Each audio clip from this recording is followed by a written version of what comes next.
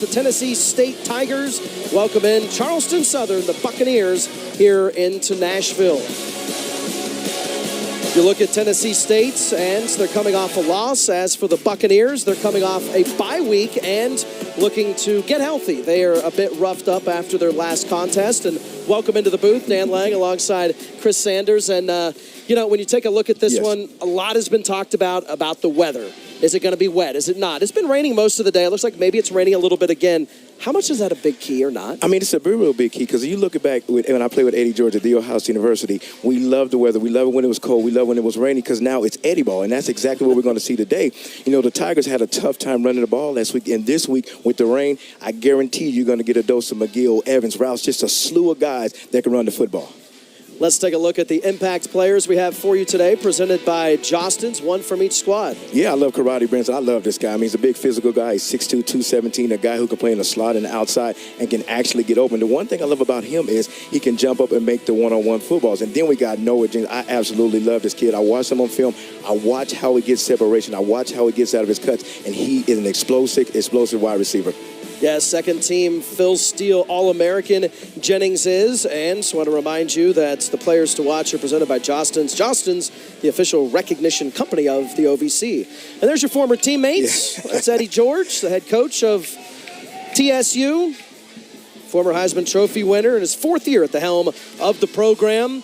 You know, he pointed out an interesting thing. He said even though they're coming off that disappointing loss a week ago, that this is a chance for them to still finish the month of September with a winning record, and that's what they wanted. Finish September with a winning record, roll into October. That's when you hopefully can get some separation. They still have that on the docket. Yeah, the thing about it is you want to create momentum, and when you create momentum, you got to get ready for the Buccaneers today, because the thing about it is you can control your own destiny, and that's what, Coach George has been preaching each and every week. It's not about what you did last week. It's about what you do this week, and they're charged and ready.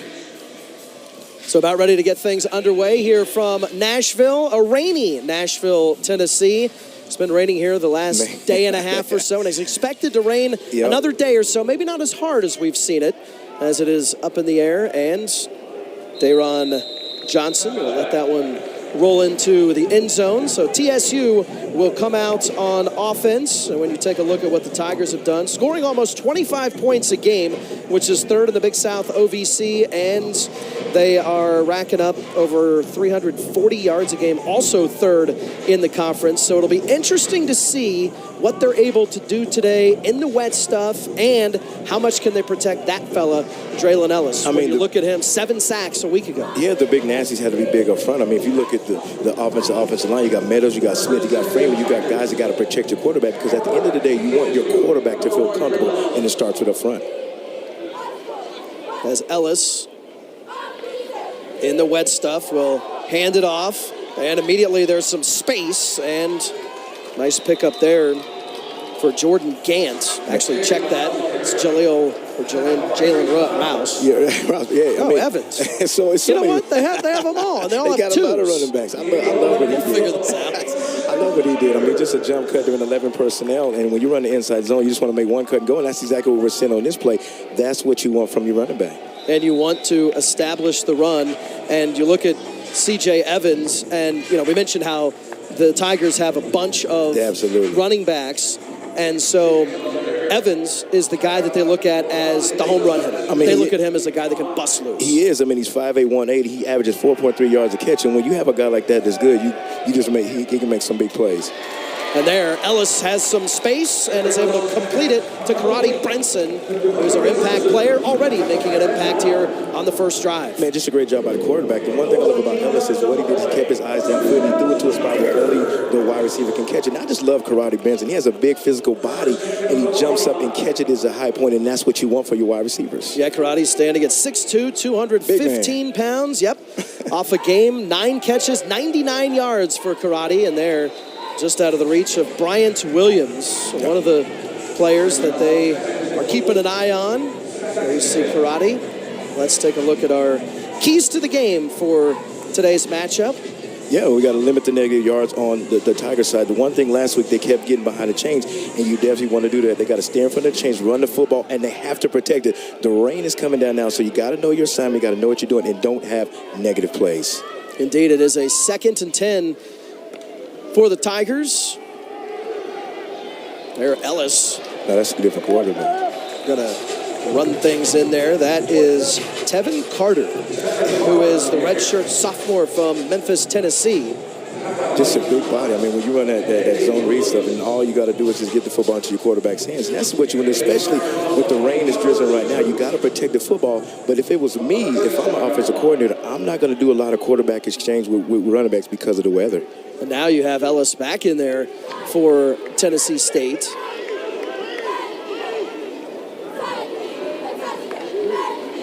He'll quickly hand it. Nice move there. Had a gain of a couple of yards. Again for C.J. Evans.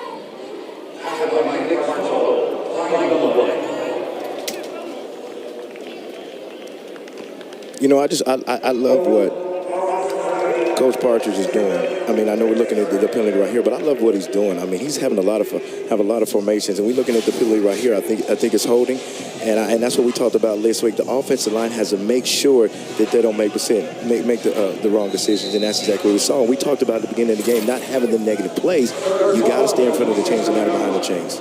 Indeed, it's a 3rd and 12 now for TSU. Third downs, only 37% completion rate at third downs for the Tigers, but really, if you look at college football, really football in general, yeah, there's a very low percentage of success on third down conversions. Yeah, because they're bringing so much pressure, and they're bringing pressure on this, and then I think that, you know, looking at this play, you just get it to, See, there's the wet stuff. That's the slick stuff there that we saw, and that time he was looking for Jordan Gant, who had it for a second, wasn't able to reel it in. And so, as a result... And those are the plays you got to make. I mean, it's a simple throw. You don't want to throw the ball downfield. You want to get your shallow crosses, your hitches, and just let your playmakers make plays. So it'll be a 4th and 12, and the punting unit is on for TSU.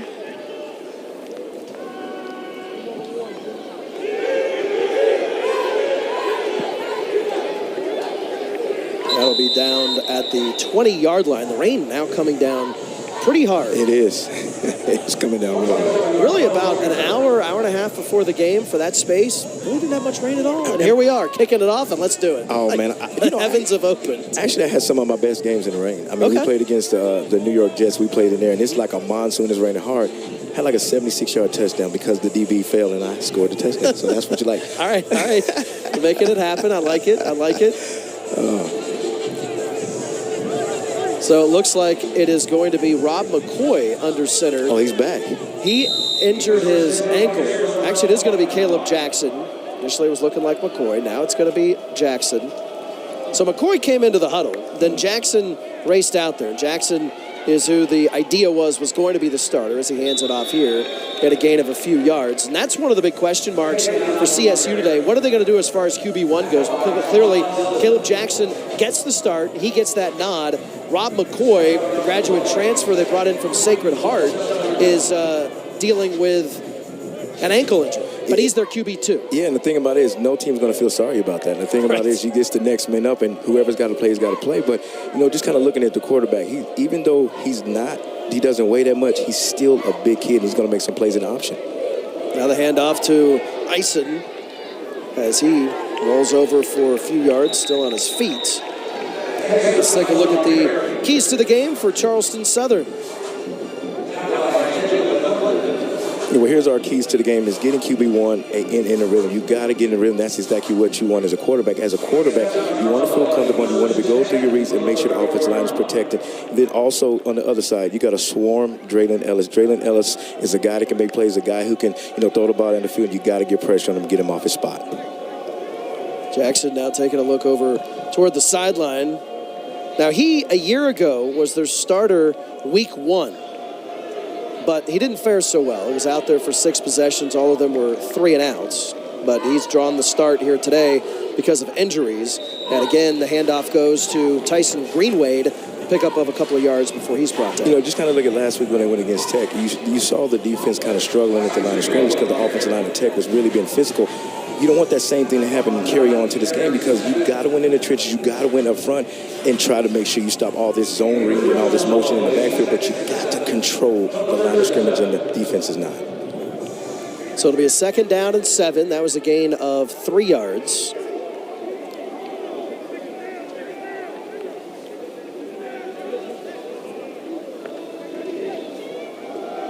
Now Jackson's going to keep it himself. He has some space and is brought down after he reaches first down and then some. I want to remind you the keys to the game brought to you by the Tennessee Highway Safety Office, a division of the Tennessee Department of Safety and Homeland Security. Designated drivers are the real MVP. If you've been drinking, pass your keys to a sober friend because fans don't let fans drive drunk. We're just watching the quarterback situation. You talk about the other quarterbacks that are not playing.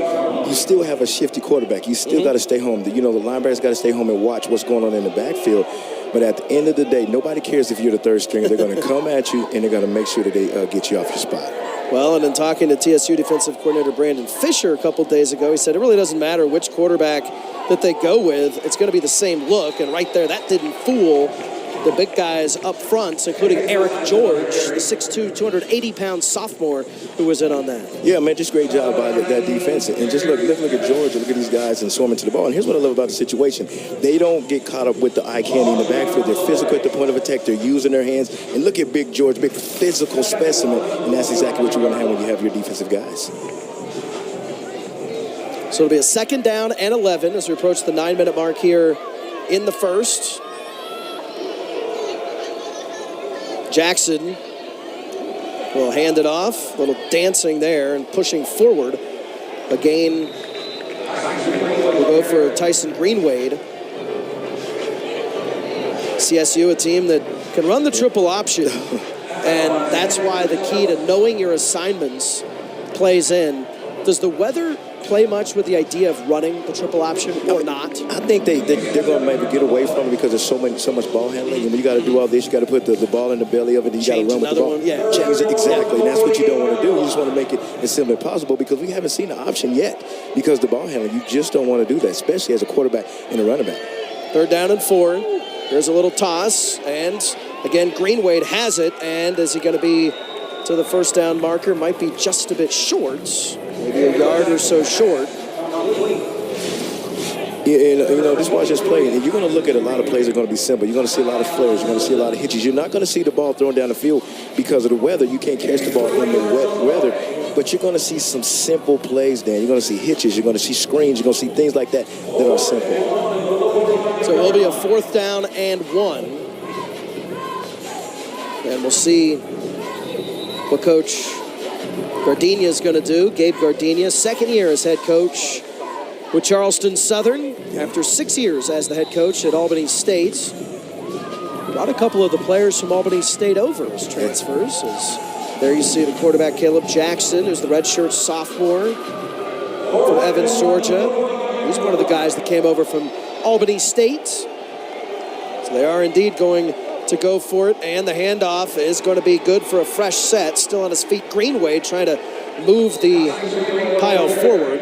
He does have the first down and a couple of yards, so they're able to get that fresh set by pushing it forward. And, that was a big question for them, the offensive line for CSU, as well as TSU entering the day today. Yeah, but there's some big physical guys. You got Yes. they're 6'3", 315. You got Lancaster that's 6'6", 335. So they got some beef. Just like Wendy's, where's the beef? They got some beef on this line. They're not looking for it. They have it. They have it.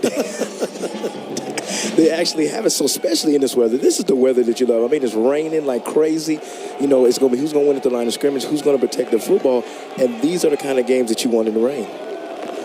So here it is, another handoff to Greenwade. Why not keep going back to the well? He's been successful. And yeah, that was one of the big concerns, was the lack of experience on the offensive line for Charleston Southern, and the idea that, as we talked about, Jackson is their QB1 today. McCoy injured his ankle in their last game, and then Zoltan Osborne, who's their QB2 today, 3rd on the depth chart, is dealing with an ACL issue. So they were kind of like, we really are concerned about the offensive line, but so far so good today. Yeah, but see, the thing about it is, as an offensive coordinator, you just want to make sure you keep it simple. When you're in an outside-inside zone, you're just protecting the gap. You're running to the gap. So if you make it simple and make it simple for your offensive linemen, they can play fast as opposed to playing slow. Now Jackson going to keep it himself, trying to look for a little space as he curls down for a gain of a few yards. The rain continues to come down, harder and harder. Yeah, but you know what I've looked at, last week when they played against Tech and they're looking at now, it's just there's so many missed tackles right now. And I understand that, it's wet and the footing is a little bad right now. but you still, like you said, got to read your keys and make sure you get your tackles. Another third down for CSU, a third down and 3. They're about 37% success rate on that. 11th play of the drive, so they've been able to sustain. Inside zone right here, just because of the back. There it is. And again, going to the ground. This time, that's Octavius Eisen, a sophomore from Atlanta, Georgia. Yeah, we talked about a little earlier about just reading your keys. And the reason why you can know he's going to run the outside zone, I'm just giving listeners a little bit of football 101, is you look at the quarterback, look at where the running back's lined up at. He's about 1 yard behind him. That's how you know it's inside zone, because if it's outside zone, he's going to be even with the quarterback. So if I'm a linebacker, if I'm a safety, and I see the back lined up like that, immediately I know it's inside zone and outside zone. So it's a 4th down and 2. 12th play of the drive. Second time that they've gone for it on 4th down. Now Jackson, he's back. He has some time. Now he's under pressure. A couple of Tigers swarming him. He will throw it down the field, but out of bounds. So they're under pressure, not able to convert on that 4th and 2. Yeah, I mean, that's what you want to do. You want to get off the field on 3rd and 4th down. And this is an opportunity in the rain to where you got to put together an 11 or 12 play drive. So a timeout on the field, and we grab it as well. Here in Nashville, scoreless.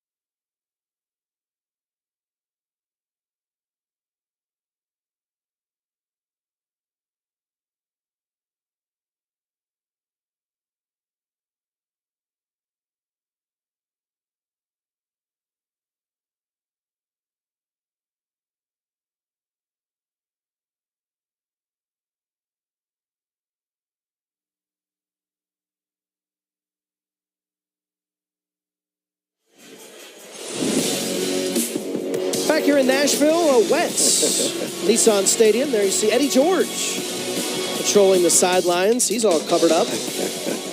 Hall of Famer twice over. College Football Hall of Fame in 2011. Also the Philly Sports Hall of Fame in 2013. Now TSU trying to make something of it here and busting his way forward again. That is C.J. Evans. Man, nice stick-to-itiveness there. Man, I love it. I love the way he kept his feet moving. Just look at, the way he looks. I mean, his vision, his one cut, and he's gone. And here's the thing about it, I love the physicalness in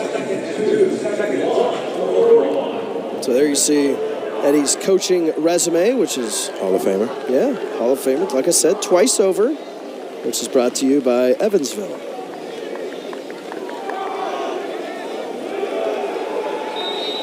Not much going there.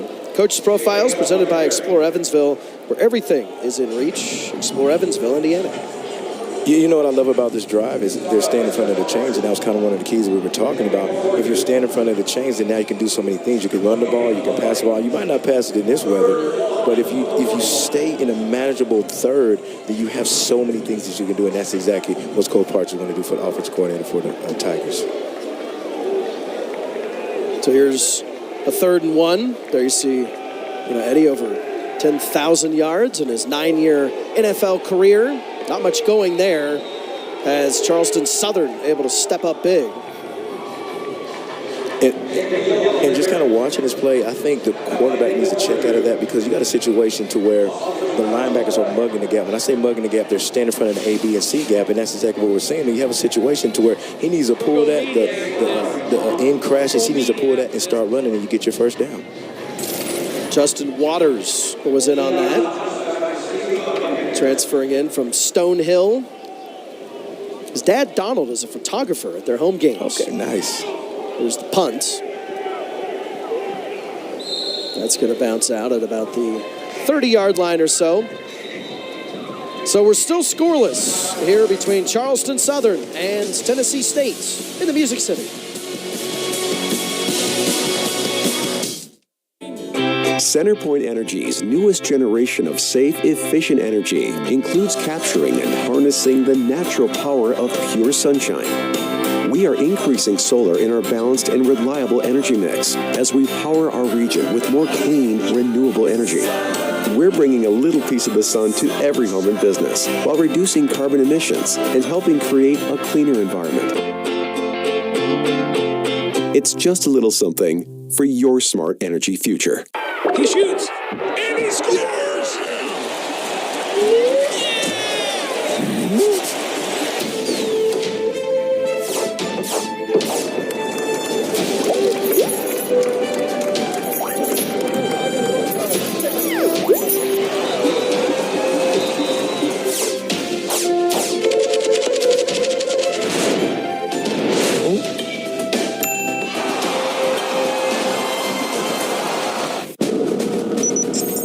When you're the leader in disaster cleanup and restoration, how do you make like it never even happened happen?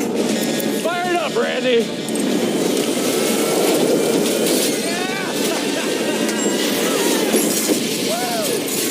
By being prepared for anything.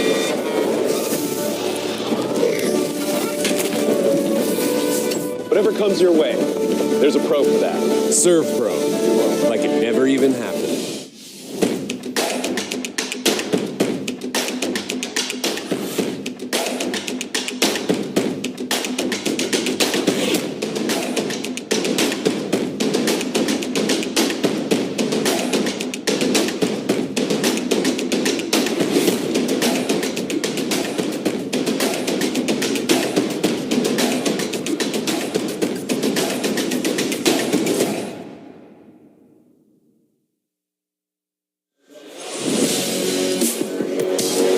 Nashville scoreless between the Buccaneers and Tigers. You know, in talking with TSU head coach Eddie George earlier this week, he said that they wanted more called runs. Well, we've seen that here today. Yeah, we saw a lot of runs.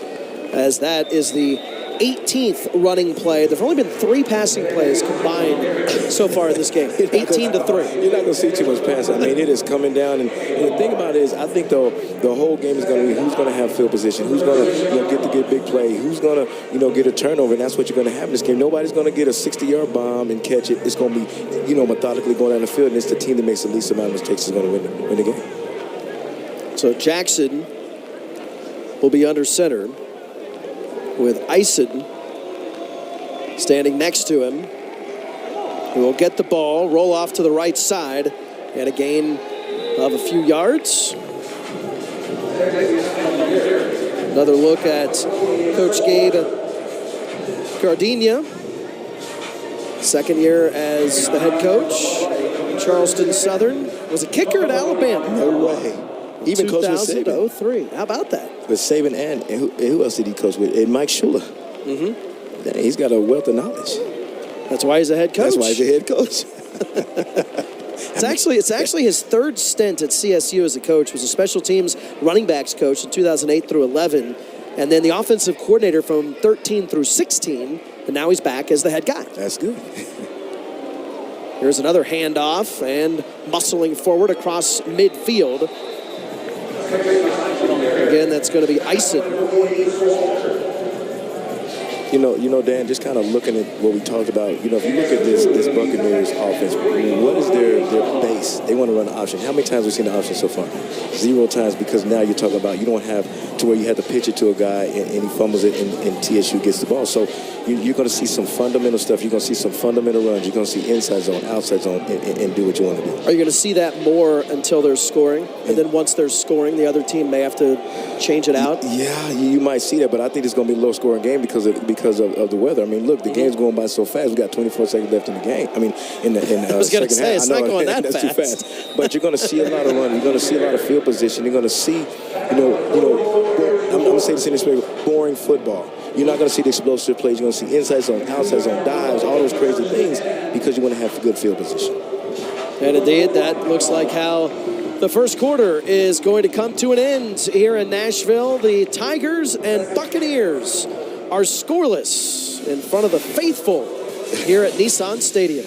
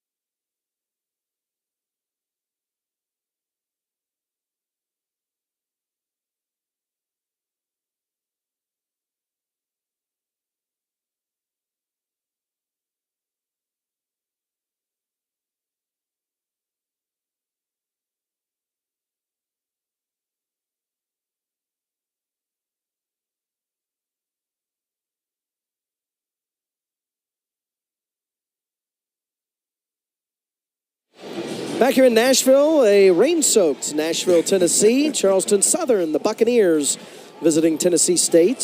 The Tigers, game is scoreless here as we enter the second quarter.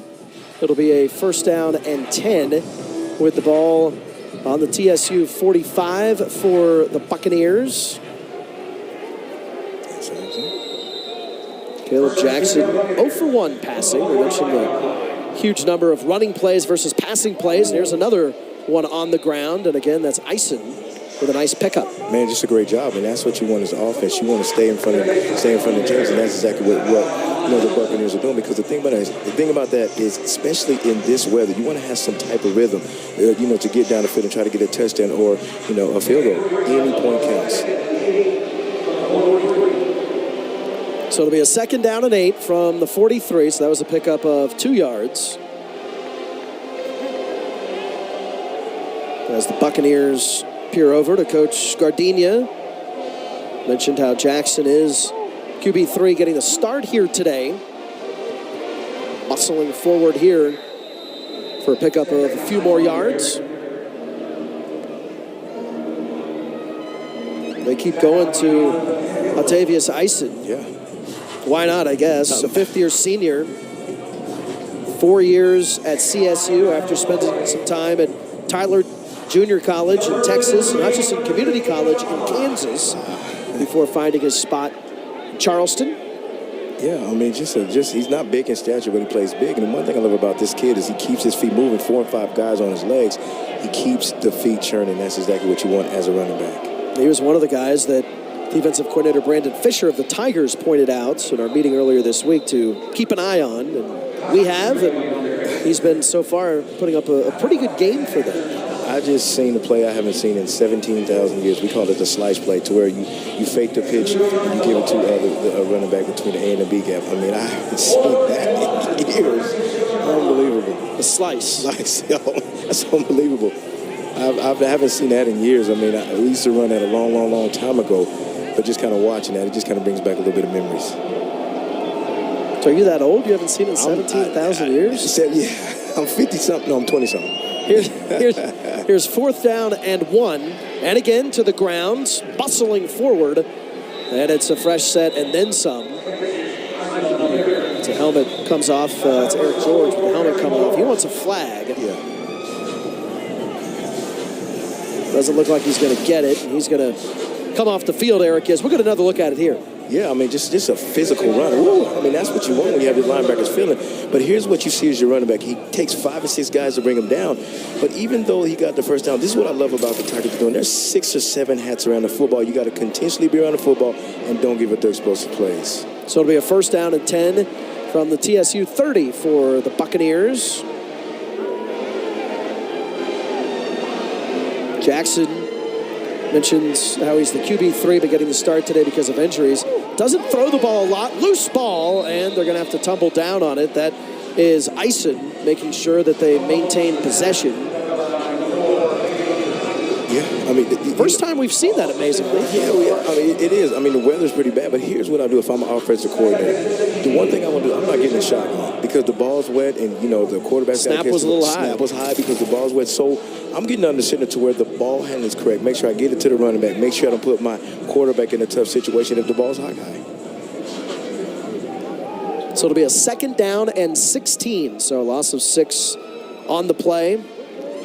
Again, the snap was high, and the throw wide, almost picked off there. Boogie Trotter was in the area, upset with himself, but he couldn't grab it, slide in just underneath it. Man, just a great job by the secondary. Here's what I love about the secondary is what they're getting off blocks. Look at where he throws it to the running back.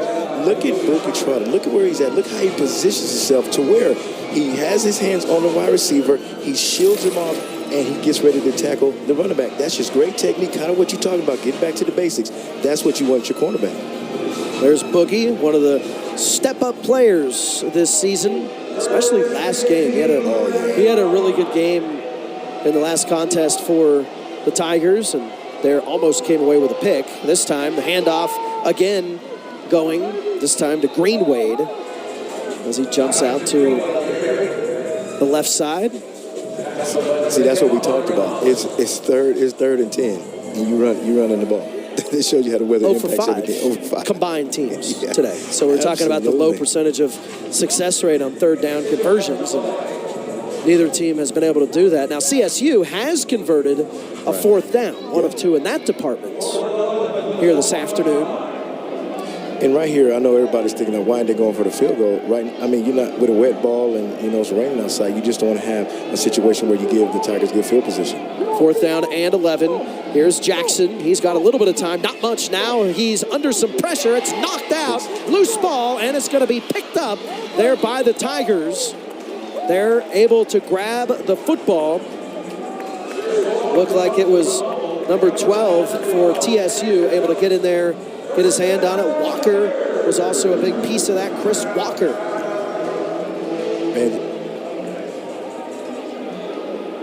So the Tigers and Buccaneers are scoreless, just north of 10.5 to play in the first half. TSU has the ball when we come back.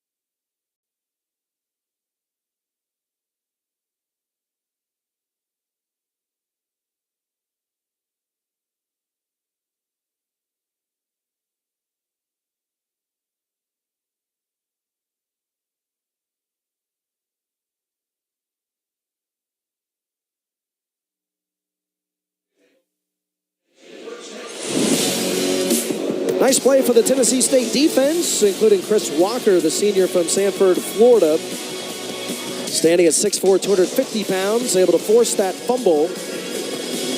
As then true freshman Sanders Ellis from right here in Nashville was able to pounce on it. And because of that, TSU has the football. Yeah, just a great job by your defense. Here's another guy I want to point out, too, is Eric George. Eric George was pursuing a quarterback, and when you have a quarterback that's, that's kind of antsy in the pocket, that's exactly what you do. Put pressure on him and make him make a mistake, and that's exactly what we saw in the play. Here's Ellis as he shuffles it over. Gain there a couple of yards. That's Jaden McGill, one of the plethora of running backs we'll probably see here today for the Tigers. McGill, 6', 205-pound junior from Chicago. Looked at as the guy that is the hammer runner, the guy that can really rough out and get those hard, tough yards. Yeah, and that's exactly what you need in this game, especially with his rain. I mean, he's averaging 4.7 yards per run, so you want to get him going and get a little bit of rhythm. Uh-oh. Here's Ellis. That's a penalty. And he's able to pass it out, get it across midfield, but there is a flag on the play.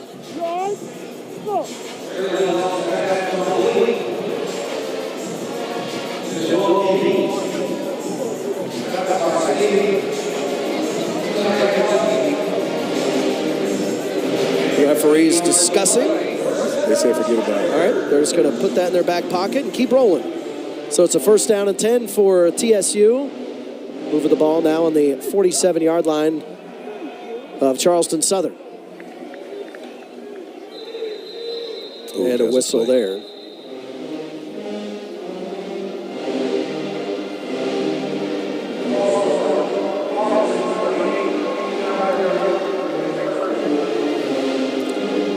Last season, these teams played for the first time, with Charleston Southern coming away with a 35-21 win. Jumped out to a 14-0 lead, then went up 21-7. TSU actually racked up 269 yards to the 192 yards for CSU, but weren't able to convert them into points, and so CSU was able to come away with the 35-21 victory, scoring a pair of touchdowns in the game's final 3 minutes.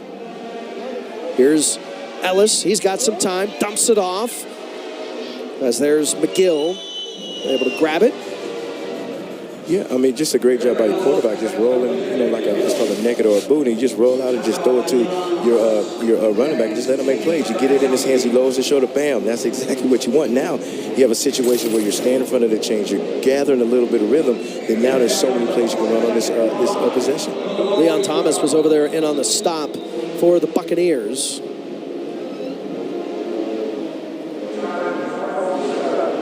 And Charleston Southern wants to discuss matters just north of 8.5 to play in the first half.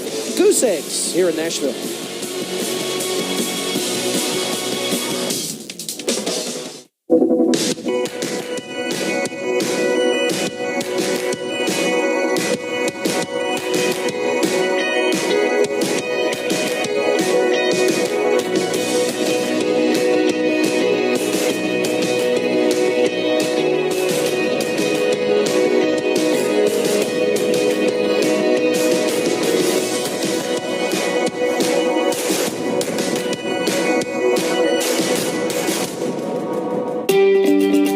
Ready to take your money to new heights? Get a flexible high-yield checking account that lets you customize your interest rate so you can keep your finances headed in the right direction. With Elevate Checking from United Fidelity Bank, you're in control of how much you earn. You can raise your rate with a few easy steps. Get more ways to earn more with Elevate Checking and start earning 4.00% APY. Learn more at unitedfidelity.com/elevate or visit your local banking center. Imagine if you had 100 years to dedicate yourself to fun and wonder. That's exactly what Kentucky State Parks is celebrating this year. 100 years of unmatched scenery and history, with guided hikes and acclaimed golf, plus all kinds of cozy lodging and accommodations. Dedicate your weekends to creating memories that last a lifetime at parks.ky.gov. Great seats at a great price. Get them safer, simpler, and smarter with Ticket Smarter. A proud partner to the biggest names in live sports and events, including ESPN events and iHeartRadio. Ticket Smarter has seats for over 125,000 live events and 48 million tickets for sale. All backed with the Ticket Smarter 100% ticket guarantee. Thinking about your next great live event? Think smarter. Think Ticket Smarter. Get your tickets your way, guaranteed at Ticketsmarter.com.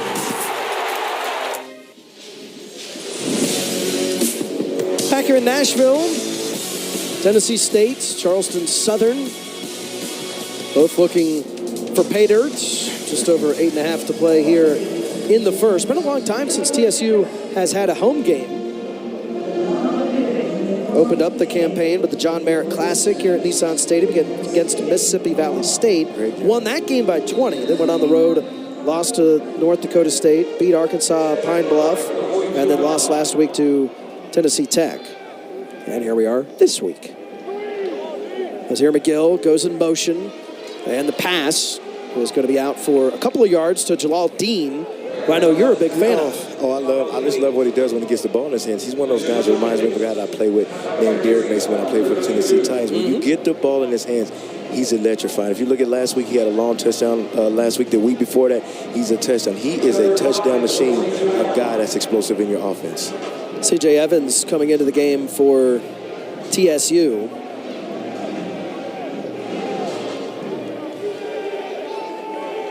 You can see the three receivers bottom part of your screen. Here's Ellis. He's going to sling it to Evans. Still on his feet after a couple of missed tackles. And he is going to push forward.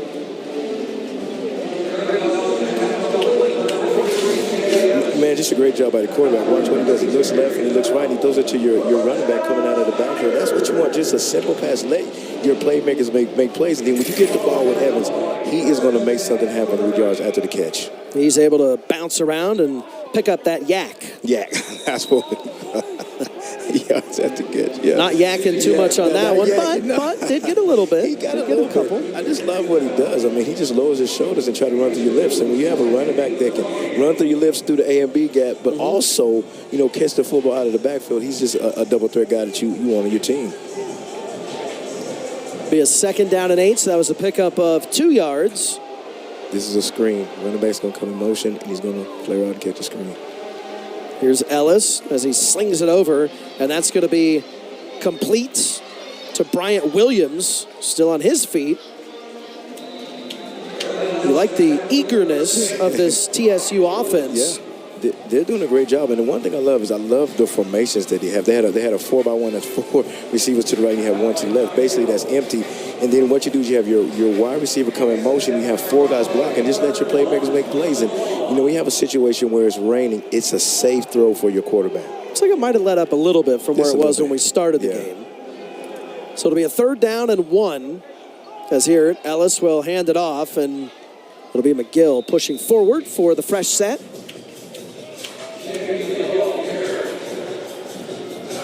And now, right now, you're starting to look at the surge of the Tigers' offense. I mean, you got Smith, you got Meadows, you got Freeman. They're controlling the line of scrimmage, and they're standing their blocks. They're being physical at the point of attack. So now the running lanes are being opened. Here's the handoff, and that's going to be McGill pushing forward again. I'm not tackling that dude. I'm telling you, he's running like he's mad at somebody. Watch, when he gets the ball, when he's running, it's that inside zone. Look, right here, he just lowers his shoulder. Take that. That's what you want as a running back. I'm not trying to go, left or right. I'm trying to go north and south to run right through your face. And when you have a big physical guy like that, McGill, he just makes the quarterback better. Why? Because he helps you stay in front of the chains. Running backs seem really hungry. Not hungry. Very hungry. Trying to score, break this scoreless tie. Ellis has a little bit of time, looking the whole way over to the left side, and it's complete.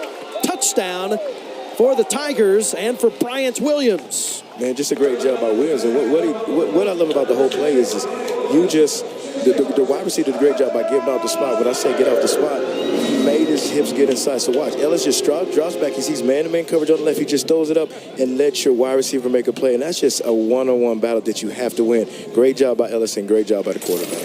That was one of the players, Bryant Williams, that Coach Partridge, the offensive coordinator at Tennessee State, said to keep an eye on, just peer at. We did, and he was able to hit pay dirt. Here's James Lowry with the extra points. That is up and good. And the Tigers have jumped out in front here of the Buccaneers, 7-0. 5 minutes to play here in half number 1, and the Tigers strike first.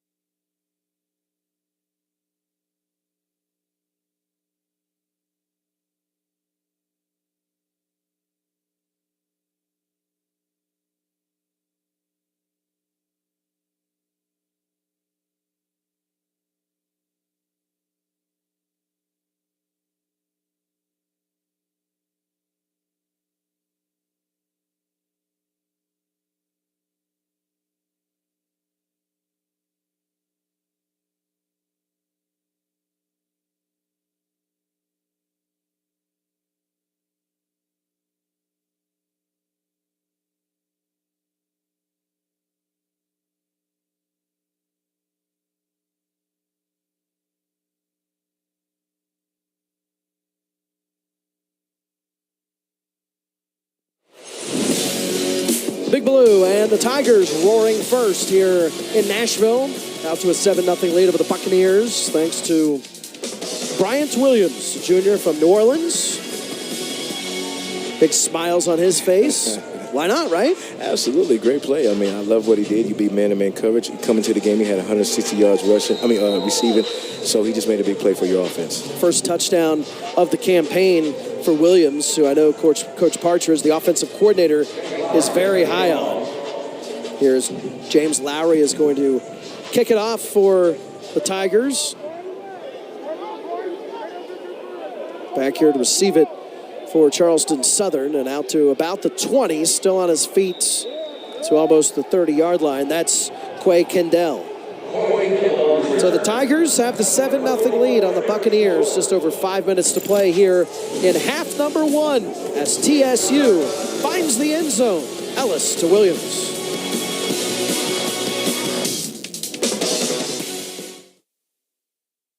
He shoots, and he scores!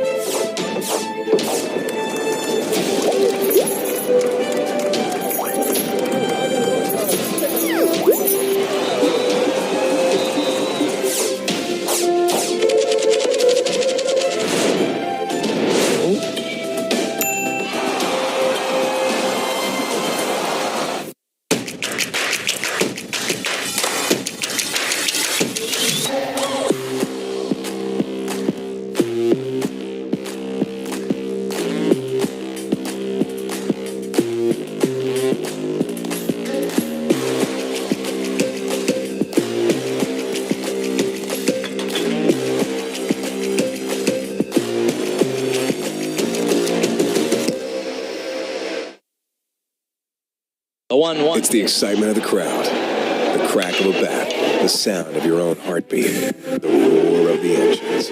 The spirit of competition runs deep here, from the dirt track to the cheap seats. Whether you're screaming from the stands or taking your place in the limelight, Southern Illinois is your ticket to all the action. In sports venues and recreational facilities for whatever your obsession is. Come to cheer, come to challenge yourself, but discover so much more when you visit SI.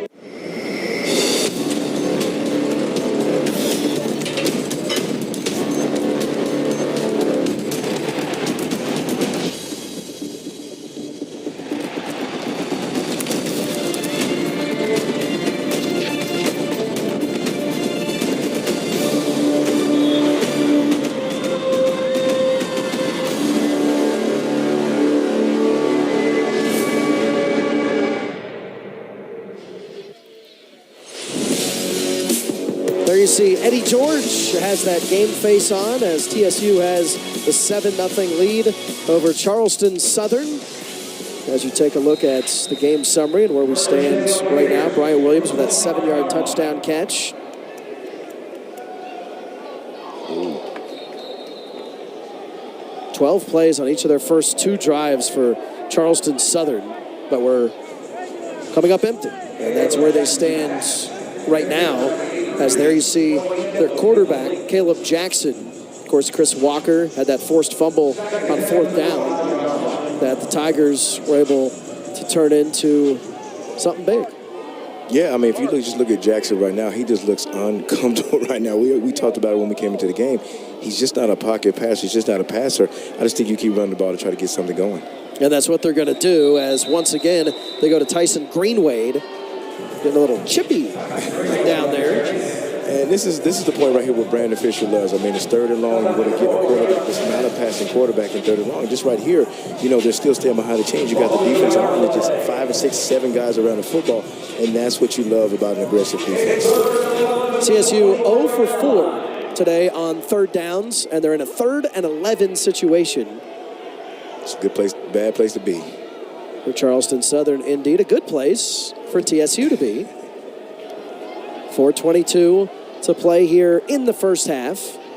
As here, Jackson has a little bit of time, tipped at the line, and almost picked off.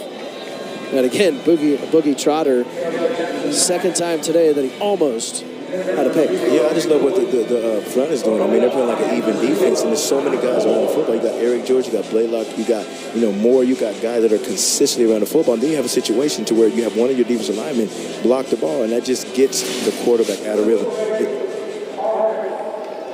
As you get another look at it, just a little bit low.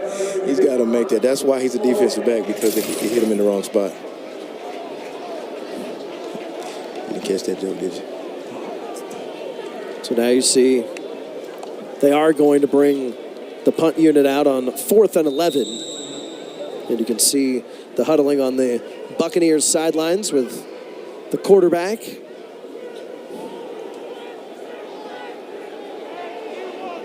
That's Evans.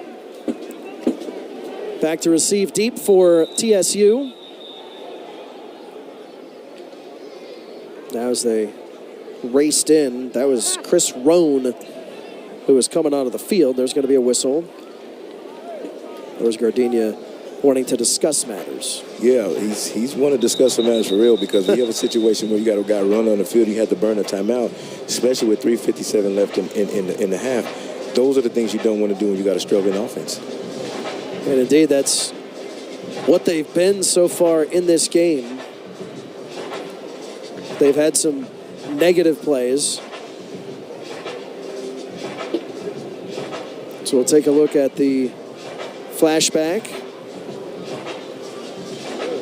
As there you see it from a year ago, which we discussed.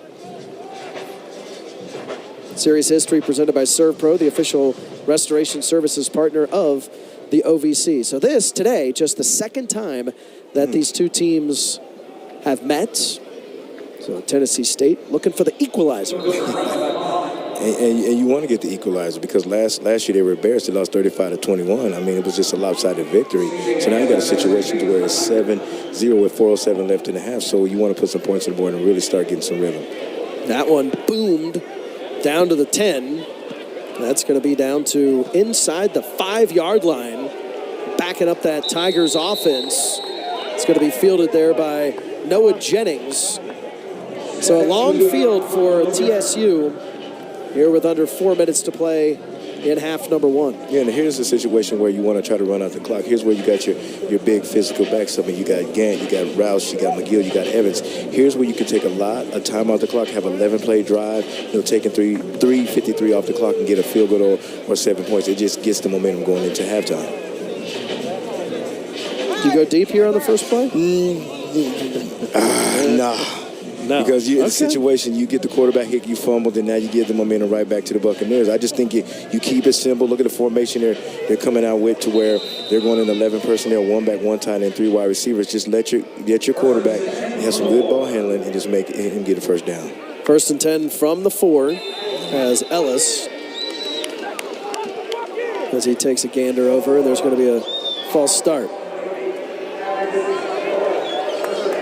You know that here's a situation with the Buccaneers. You got the defensive coordinator, Nick. I guarantee you right now he's sending pressure. I don't know what the front's going to be. I don't know what the linebacker, but I guarantee you with them being on the 2-yard line, he's sending some pressure in some of those gaps. Yeah, so it's now 1st and 12 from the 2.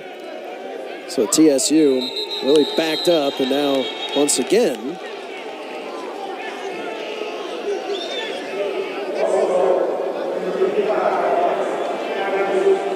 so that time, it was Seydou Ba, the redshirt sophomore from here in Memphis, Tennessee. And you can see Eddie George, a little disgruntled, but he's always staying the same on the outside. He's calm and cool. He reminds me of Fonzie on the Happy Days. Just cool, calm, and collective, and that's what you have to do. You can't panic or anything, because then now the players are panic.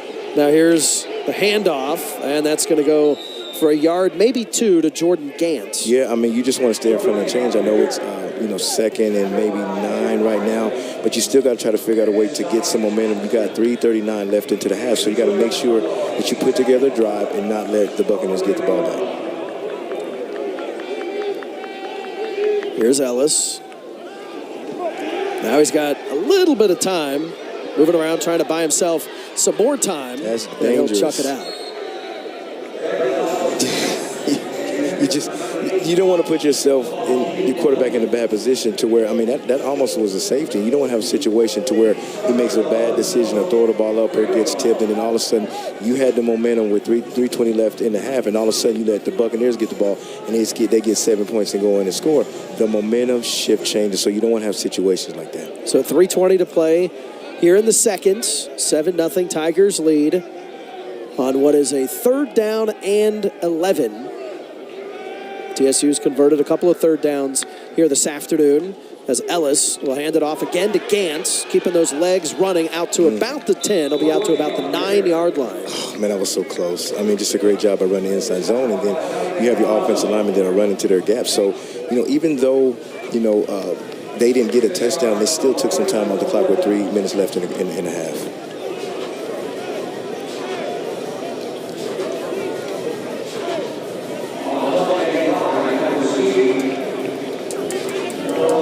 So now it looks like back deep is Leon Thomas.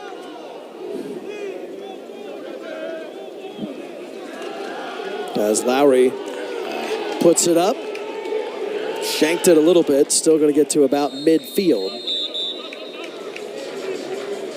And that's where Charleston Southern will take over. That's a good call. I mean, that was just kind of a bad series with the Tigers. I mean, the situation, we have 2 penalties, and now you're behind the 8 ball.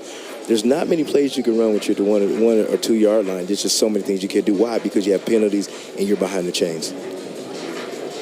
So here, it's a 1st and 10 for the Buccaneers. You can see Coach George wanting to turn the tide. Mentions in the pregame that he said just a couple plays away from sitting at 3-1 right now. With a win here today, his Tigers can end the month of September with a win going into October, when they can hopefully, as he said, create a little space in the Big South OVC. But first things first, today is a tight game, and that's going to be Jackson who carries it for a few yards.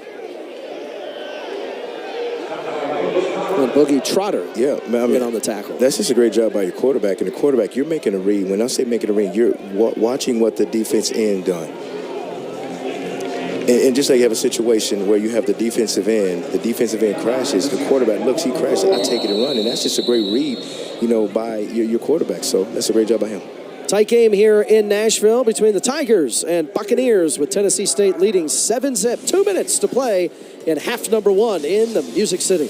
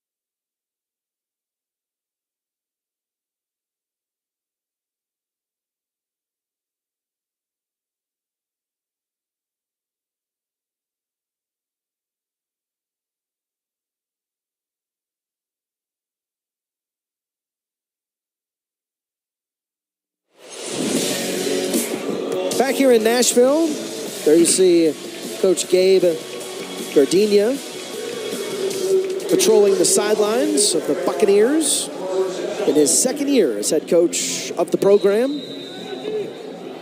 So it'll be a 2nd down and 1 from the TSU 41. Here the handoff. Still on his feet, and there's some space down to the 20 before being knocked out of bounds. That's Eisen again with a large chunk of yards, and he's continued to have himself a nice afternoon. Man, just a great job. When you run in the outside zone, he just makes one cut and go. Now you have a situation, you have a missed tackle, and he's the guy that's not looking to go out of bounds. He's just trying to make a play, because the thing about it is you got 1:53 left in the game. This is where the momentum shift if the Buccaneers can get a touchdown. Just under 2 minutes to work with here in the first. In motion, now Jackson again will hand it off, this time fooling nobody. Tigers swarming in.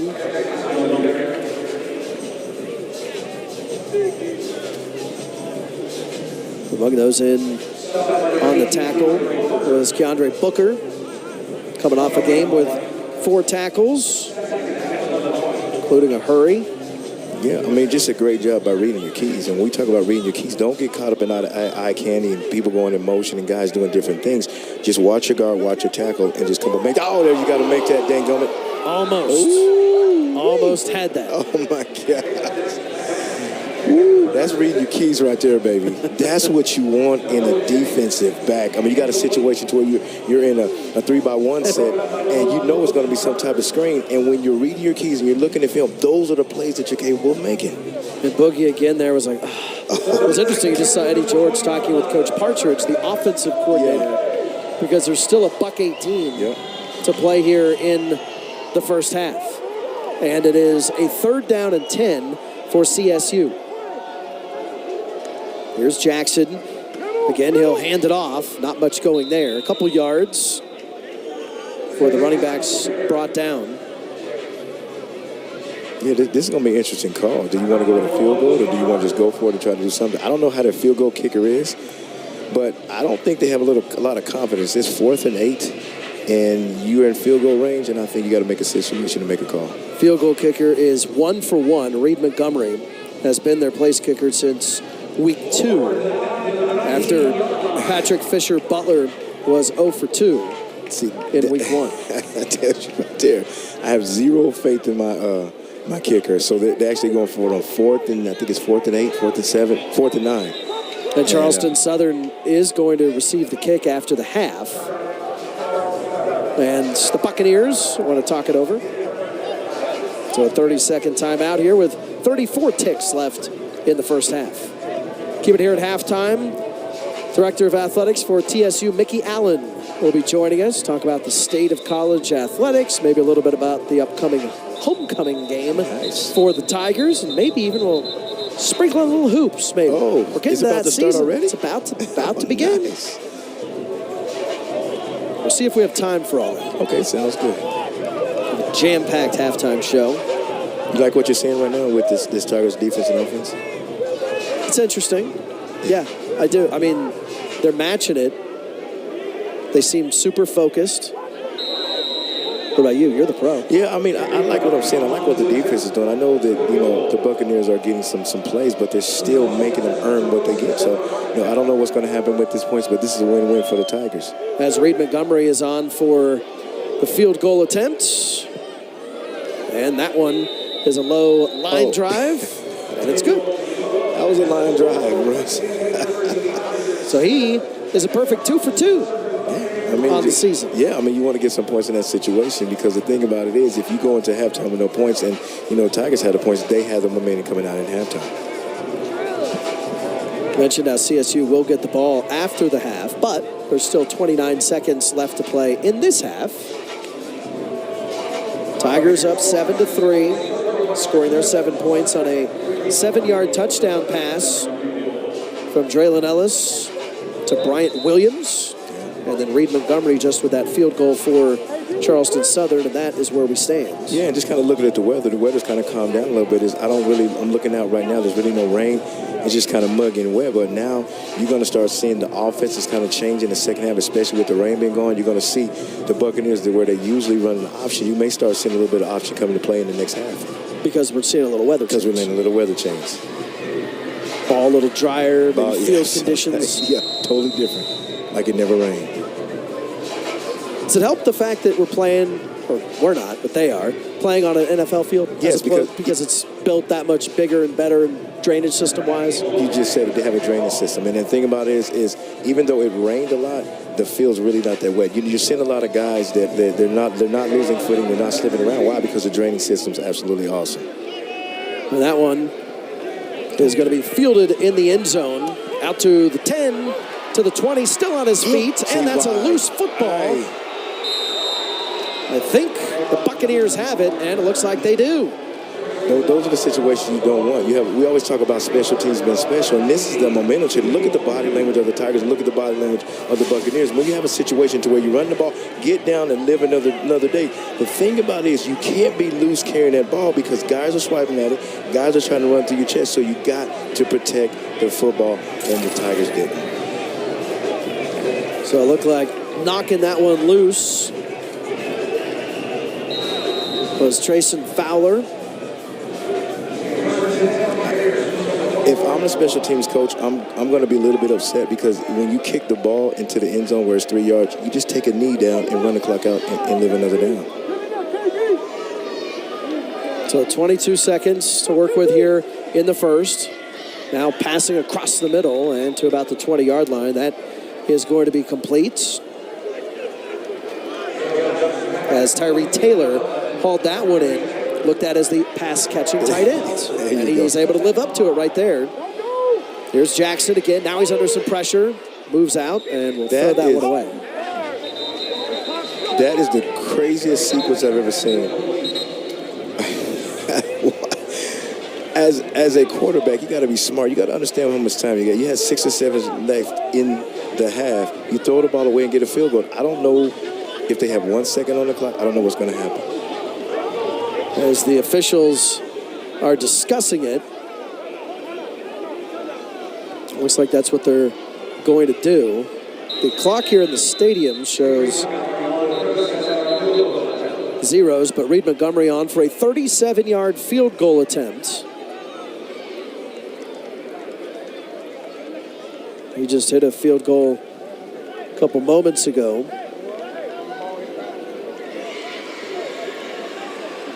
From 37 yards.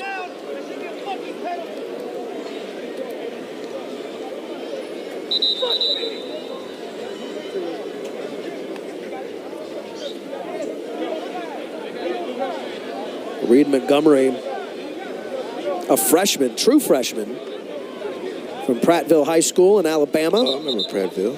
Yeah. 6'3", $170.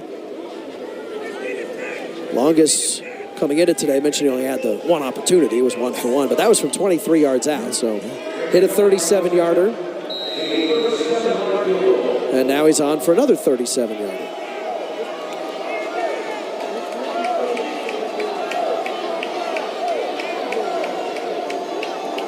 Three ticks on the clock. Offensive line, offensive guard moved. And Reed Montgomery taking a few extra kicks there. The officials discussing it with the lineman.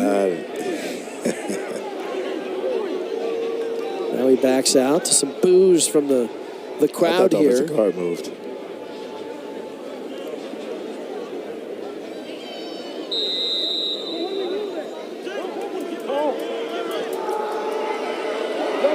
Looks like they're just going to take 2 seconds off the clock. In any event, here's Reed Montgomery. We'll see as he tries it.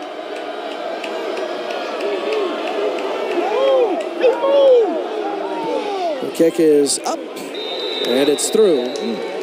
So he's made 2 in a matter of seconds, accounting for all 6 of the Buccaneers' points. And that brings us to an end of half number 1. Yeah, I mean, just a crazy half at the end, because the thing about it is the Tigers had the momentum.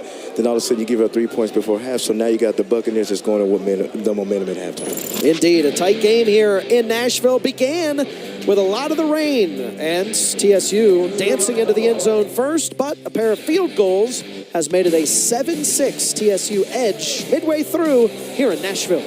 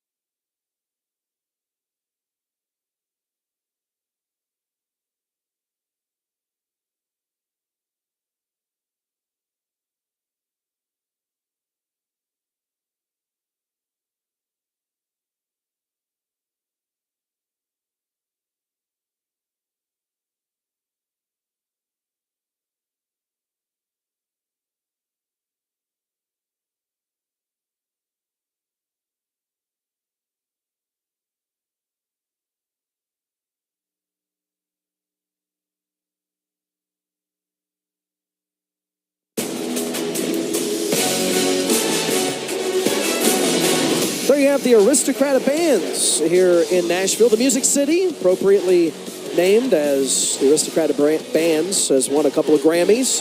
Well, let's take a look at some news and notes from around the Big South OVC. And there you see a couple of the big ones that sort of pop out for Week 5. SEMO winning the War of the Wheel. Redhawks improving to 3-1, now ranked 13th. Tennessee Tech beating Tennessee State, beating the Tigers to open up league play, and a victory for Gardner-Webb at Presbyterian, the first for Coach Reisert. So an interesting little bit around the week for the Big South OVC. We'll take a timeout. Director of Athletics at Tennessee State will join us in just a moment. Mickey Allen on the other side.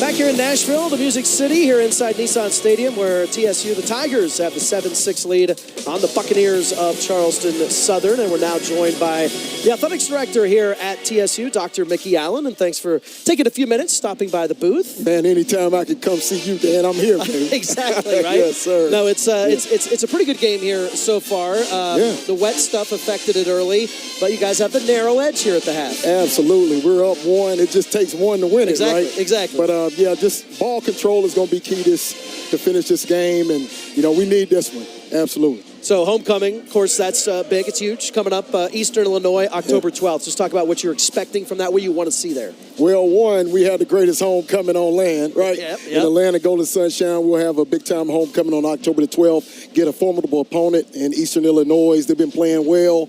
And prior to that, though, we got First Take coming to town, Dan. Okay. Yeah. So Molly, Stephen A., and Shannon going to come to our campus, and we'll be able to really showcase the great things we're doing in athletics and as a university as well. So, yeah, we're looking forward to homecoming. I was going to say, that's really cool that it's not just athletics-based, but it's also going to be a part of the campus as a whole. So you're going to have Stephen A. hanging out on campus. Come on, that's man. pretty cool. Yeah.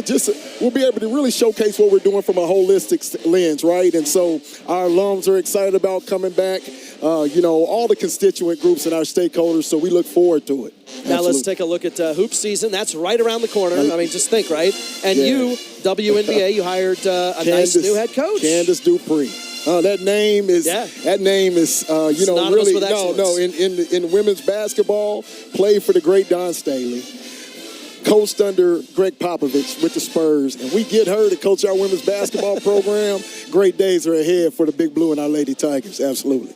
Yeah, indeed. And so, one of the other things that I want to look at beyond basketball and holistically, we've talked football, we've talked basketball, college athletics. There's so much changing across the landscape in college athletics. You want to pick out a couple things that kind of maybe, I don't know if interest is the right word, or things that you're watching that, with so many things at stake. Yeah, well, really, if you look at college athletics, the student athletes now are getting an opportunity to make money off their name, image, and likeness, right? And so when I played, not so much, the days as a volunteer. But, I really, the college programs, you're starting to see college programs really cater their programs to be able to create opportunities for their student athletes, not only to receive great media exposure, but they're looking at ways where these student athletes can incentivize off their brand. And so I think it's a win-win because you have these great athletes that are marketing for their universities. I was going to say, it works both ways. Right, it works both ways because, now I think it's a collaborative effort right now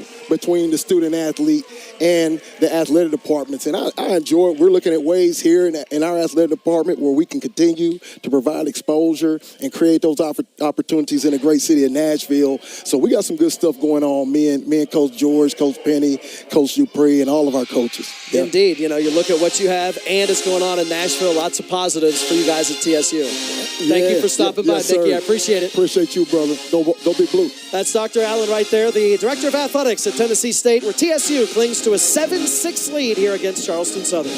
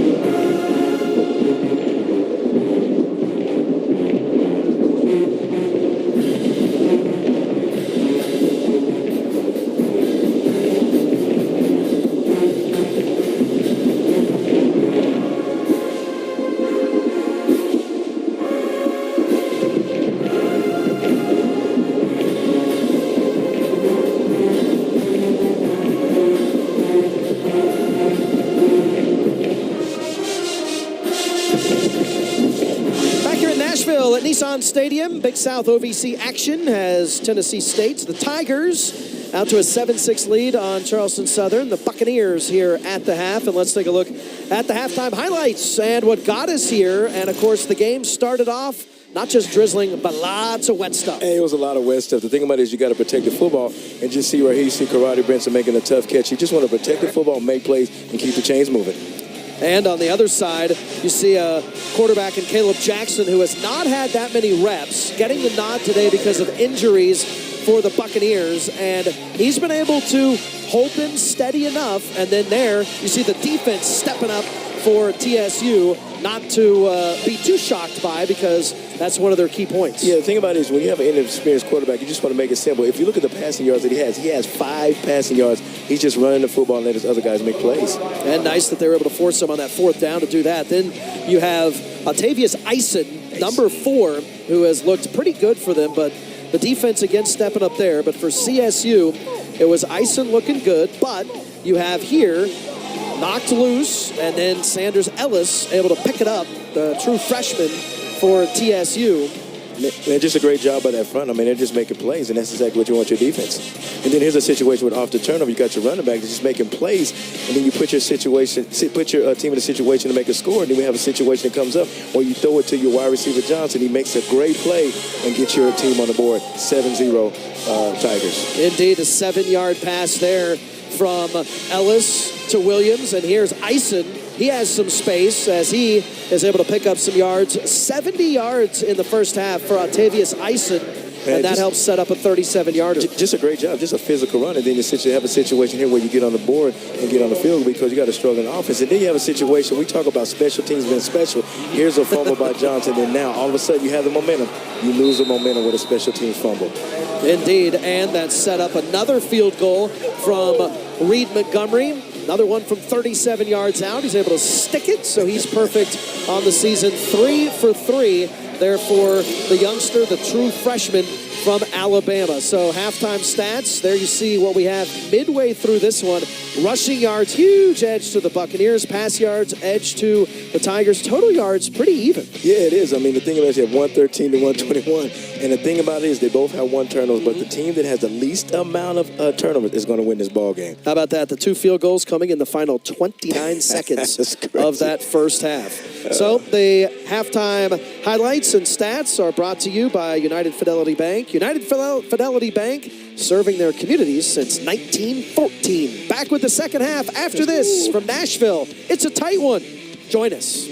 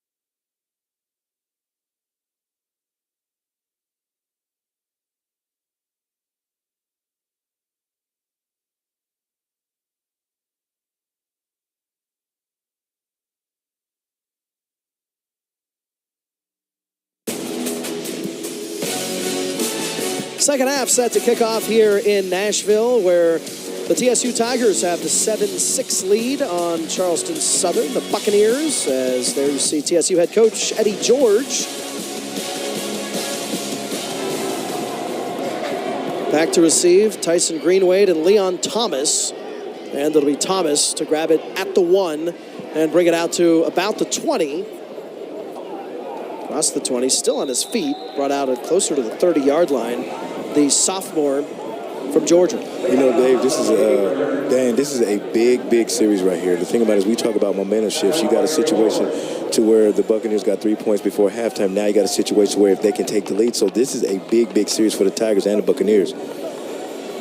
Yeah, because you take a look at those 2 field goals in the 29 seconds leading up to the half, both from 37 yards out.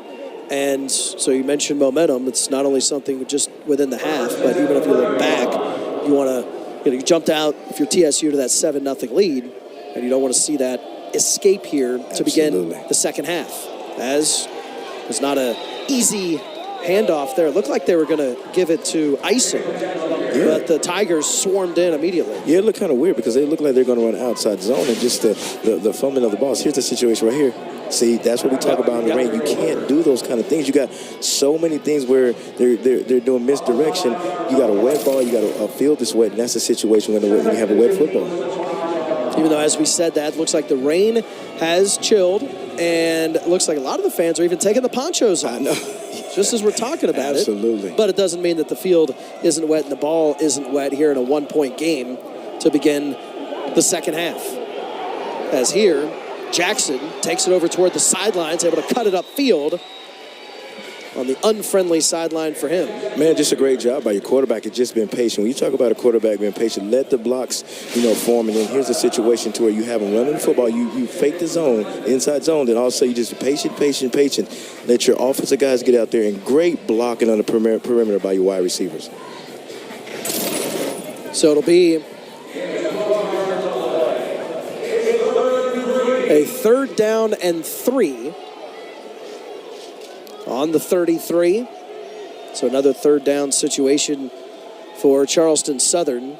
Something they have struggled with here this afternoon or this evening. 0 for 6 in that department. Not much going here. Ison is able to be brought down there by Eric George. He was not fooled at all. Hey, just a great job of Eric George. And the thing about it is the point of attack, he puts his hands on the guard in situations where he throws him off of him, and then he gets to the running back. Just look at George right here. He just makes a great job. He gets to the quarterback, and all of a sudden, you're not going to outrun that big dude because of the pursuit angle that he takes on the running back. Big dude, but he also has some speed. Man, he's at big. 6'2", 280.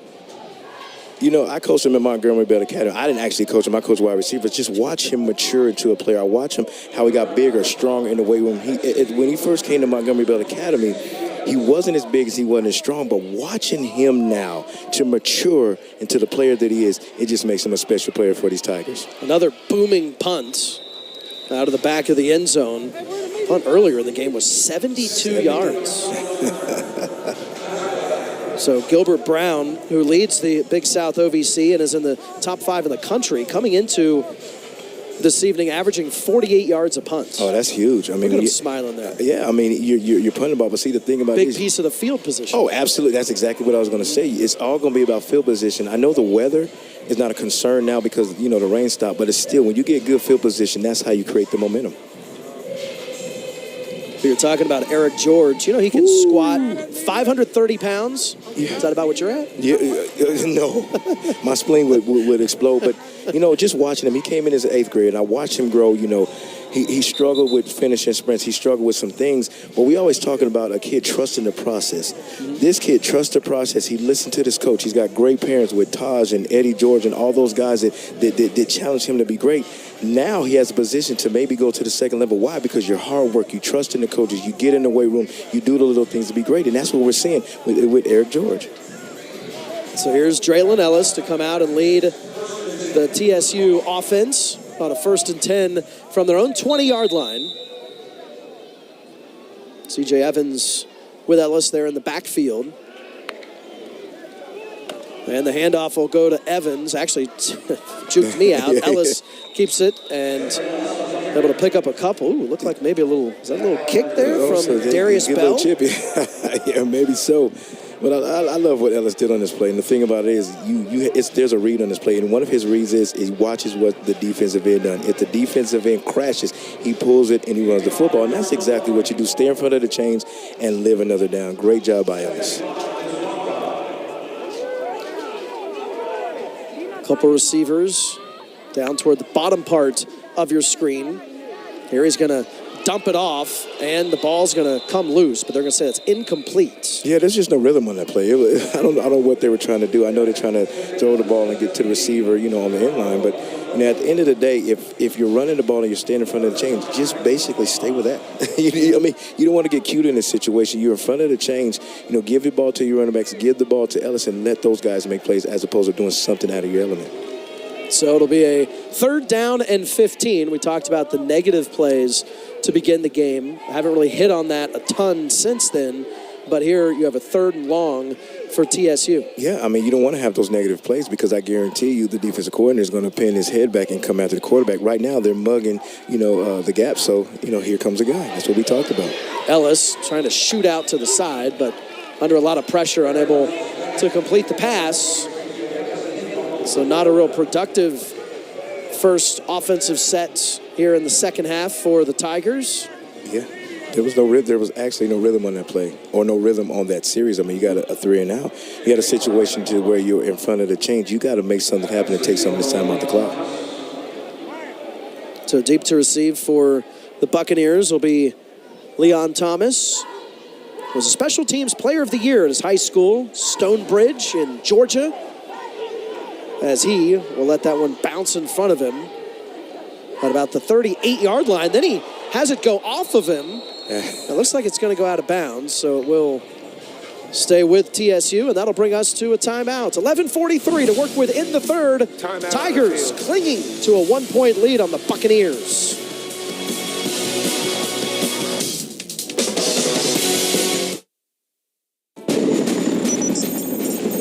When you're the leader in disaster cleanup and restoration, how do you make like it never even happened happen? Let it rain, Randy! Woo! Yes! By being prepared for anything! Woo! Whatever comes your way, there's a pro for that. Serve Pro, like it never even happened. He shoots, and he scores!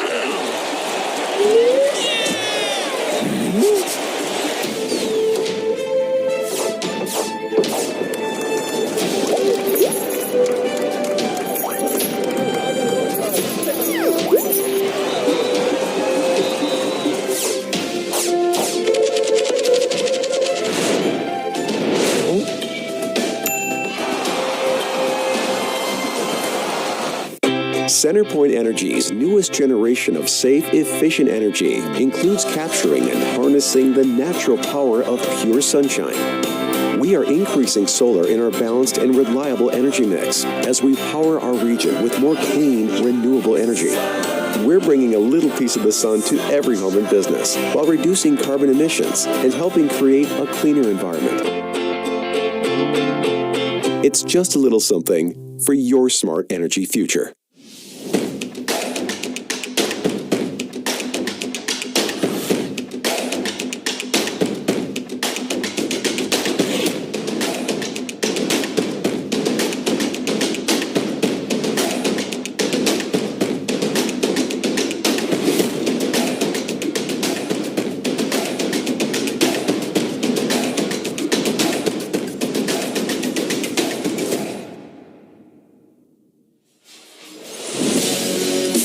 One-point game here in the Music City where the Tigers lead the Buccaneers of Charleston Southern 7-6. Just under 12 minutes to play here in the third. So CSU will get things going with quarterback Caleb Jackson, who just a week ago was, or technically 2 weeks ago, was their QB3. They're coming off a bye week, which, in talking to some folks on their side, said could not have come at a better spot because the game against Richmond, they really got banged up. and that's to Eisen. And he's got some space across midfield before being knocked out at about the 40-yard line. That's what we talked about. We talked about the weather changes a lot of things. There's no rain going on. Now you have a situation option. And a situation with this, you got to blow up the fullback when they do the dive. And that's the situation. You got to make sure you read your guard and you read your tackle when they start doing the option. And they caught the Tigers off balance. Because there's, 3 angles to it? Oh, the my dive, gosh, there's so many layers. The pitch and the quarterback. If you get your eyes in the backfield, you're going to get in trouble. You got to follow the ball. You got to follow your guards. You got to follow your tackles, and they'll take you to the ball. Jackson taking too much time, and he's going to be brought down. Just a great job by your defense. I mean, if you look at the defense, the secondary gave Chris Walker. Chris Walker did a great job, but also the secondary did a great job by covering the wide receiver. That's a coverage sack. As we'll take another look at it here. You can see Walker, 48. He doesn't give up on the play. He keeps going. Yeah, I mean, you want to have a guy. You have a guy that has that type of motor that can get to the quarterback. And if you look at the eyes of Jackson, the quarterback trying to look downfield, there was absolutely nobody open. So it'll be a 2nd down and 8. As now Jackson takes a gander over toward his coach. What we just talked about, if you blow up the fullback, it messes everything up. It messes up the mesh, it messes up the pitch, it messes up everything, and that's exactly what we're talking about. Watch right here. He blows it up, bam, plays over, done. That's the keys that you got to read as your linebacker and as a nose tackle. You got to make sure. Walker again. Walker, he's that dog, man. And the thing about it is, when you talk about reading your keys, the first key is I got to blow up that fullback, and then also I got to know where the guard and the tackle is when they're running the option. So it'll be a 3rd down and 11 from the TSU 42-yard line. And there's some space, and nice pickup there for Eisen. He'll be short of the 1st down. Yeah, I mean, just watching all the ball handling, it's kind of interesting. They went from the zone read, and then all of a sudden they went to the option. It's just showing you that they're keeping the Tigers off balance. And you got a situation with Brandon Fisher. He's got to figure out and send some pressure, just like we saw in the last one where they blew up the fullback. He's got to figure out a situation to get them off their rhythm. So it'll be 4th and 4, and another one that they will go for. 4th down conversions.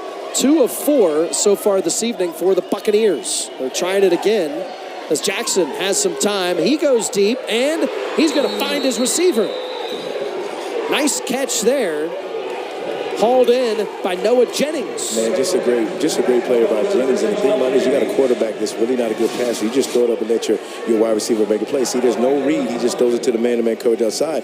And here's what you do as a wide receiver. You go to the highest point and make your play, because now you have a situation to where the DB can't get the ball out of your hands. Highest point, tuck it in, 1st down by the Buccaneers. And Jennings was able to adjust on that. Maybe not the best thrown ball, but he was able to haul it in. See, he threw it to Jackson threw it to a spot to where only the receiver can catch it, and that's why it's a good pass.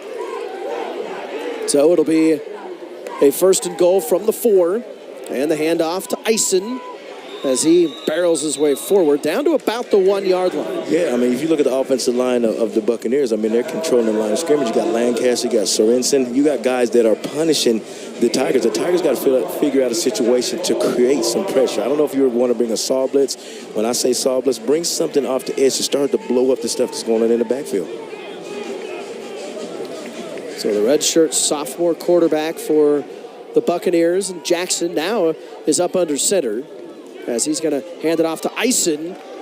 He's trying to keep those legs running, but the Tigers are right there to stop him short. Yeah, I mean, that's just a great call by Brandon Fisher. He went, as opposed to getting a 4-man front, he went into a bear defense. That means everybody and their mama is on the line of scrimmage. Look at that right there. You got linebackers and safeties there, and just a great pursuit. Eric George. I mean, just so many guys around him. Yeah, absolutely. So proud of that dude, man. So proud of him. Just not just him being a player, but just as a man. I mean, the way he works, and he's got great parents, and he listens and he's coachable. That's what you want on your Tigers team. 3rd and 2. Charleston Southern 0 for 6 on 3rd down conversions. They have another one here, and it'll be Jackson not able to make it work. Yeah, man, that's just a great job. You want to take away the pitch lane, and there was no pitch lane for Jackson when you run an option, and it was just so many balls to the so many guys to the ball. Watch right here. You run the option right here. You fake it. There's no. One guy has the pitch guy. One guy has the back, and there was just nothing there. Just a great pursuit by your Tigers. Boogie Trotter there in on the stop. So they're going to go ahead and bring on Reed Montgomery, who's looking for his third field goal in a fairly short span of time as the kick is up, and it is good. Yeah.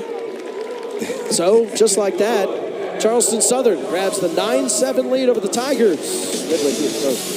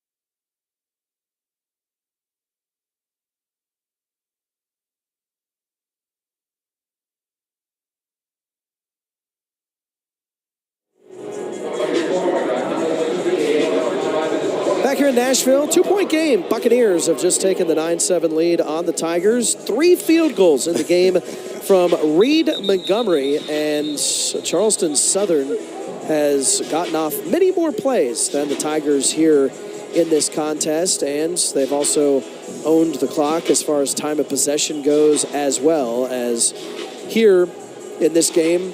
A little bit of a teeter-totter, but it is a 2-point lead for Charleston Southern. And there you see 45 plays to 25 plays. Big edge to the Bucks. I mean, that is. They're just controlling the line of scrimmage, and they're having long drives. I mean, you got Charleston that has 173 yards total yards, and you have TSU's 126.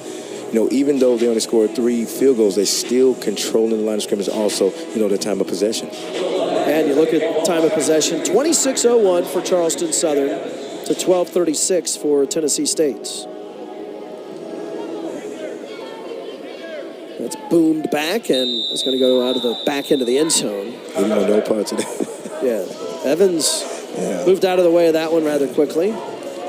So Ellis has a little smirk on his face. Hopefully he's calm, cool, and collected. And one of the things in talking both with Coach Partridge, who you see there wearing the white hat in your picture on your screen, as well as Eddie George, but mainly when I was talking with Coach Partridge, he said Ellis has got to be able to put, and he can, put last week out, and even drive to drive. If you have a bad drive, put it out. Last week we talked in the open, he was sacked 7 times, Ellis was. You got to put that out. Yeah. Some of it was his fault, the coaches said.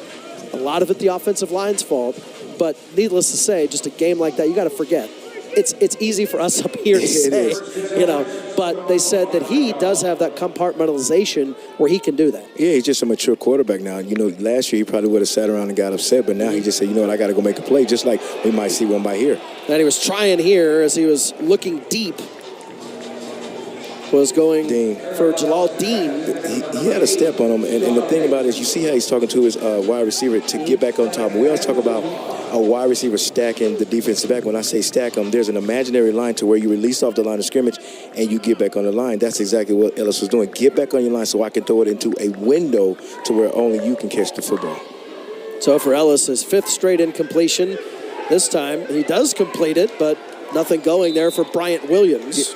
This is a situation to where you got to check out of this play. When you say check out of this play, you don't want to run the play where they're pressing the number 2 wide receiver. When I say the number 2 wide receiver from outside in, number 1, number 2, it's right here. There's so many guys at the line of scrimmage, so you got to check out of that and throw it to the opposite side or check it into the run because there's so many guys over there and they're pressing the number 2 wide receiver from inside out, outside in. So a 3rd and 12 for TSU. Ellis barking it out, having a little bit of time across the middle. That's Karate. Not able to rack up much yak on that one.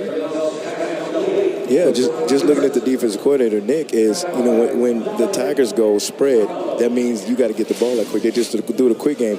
Ellis doesn't even go to this read. He just looks those are to the wide receiver and let him try to make a plays because you better believe with you run an empty formation, you got to get the ball out quick. They just kept everything in front of them, made the tackle, and now the TSU Tigers got a punt. Nick Reveiz, an all-SEC player at Tennessee, is now the defensive coordinator for Charleston Southern.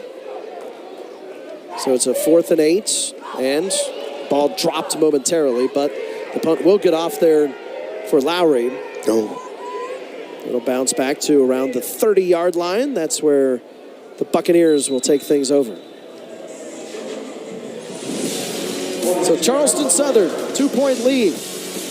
Just under 5 minutes to play in the 3rd.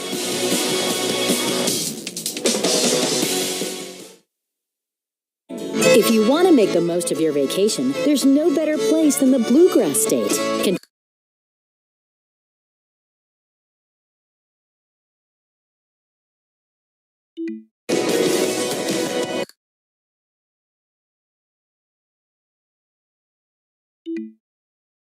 Old National Bank. Get old. Are you ready to take your /Elevate or visit your local banking center?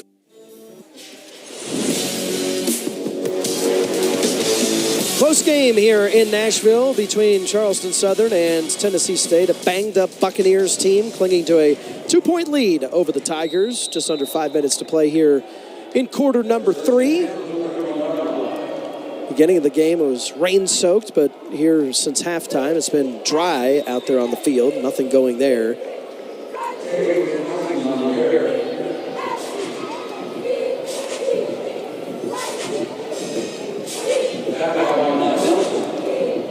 Ahmed Nelson with another tackle for TSU. Yeah, he's been all over the field. I love what Nelson is doing. He's 6'2", 225. The Mike linebacker, he's making some good plays. But, just looking at what we talked about, you got the running back that's getting 5 and 6 yards a pop. They're standing in front of the chains. So I think that, Brandon Fisher's got to figure out a way to get them behind the chains, and this is the perfect opportunity for them to do it. So here, it'll be Jackson keeping it himself. He sees some space and is able to tumble in. Hey, he's explosive now. He is. He seems like he's gained some confidence. Yes. Especially, I know they only got 3 field goals, but watch what he does. He just makes one couldn't go. He looks. Take my feet in there and let's go make this happen. And I think about it is you got to make sure that when he's running the ball, you got to have 6 and 7 hands to the football because this guy's elusive. He can make explosive plays. So you got to keep your eye on the quarterback. Redshirt sophomore hadn't attempted a pass coming into this game this season and had only carried the ball a couple times for 3 yards this season. But so far has his team up 2 points with 3 minutes to play in the 3rd. Handoff going again to Eisen, bumbling past midfield to about the 45-yard line. Yeah, just kind of what we talked about last week. It's in the second half, you're missing so many tackles. If you look at what, Tech did last week, they had over 220 yards rushing. You got a situation right here. And just kind of watch it in the blocking downfield. You got offensive linemen, you got receivers blocking. Look how they're staying, on the defensive guys. And as a defensive guy in the secondary or defense end, you have to get off blocks and you'll never get to the running back. So it'll be a 1st down and 10. from the 45-yard line as Jackson makes sure he's on the same page as his head coach and his offensive coordinator.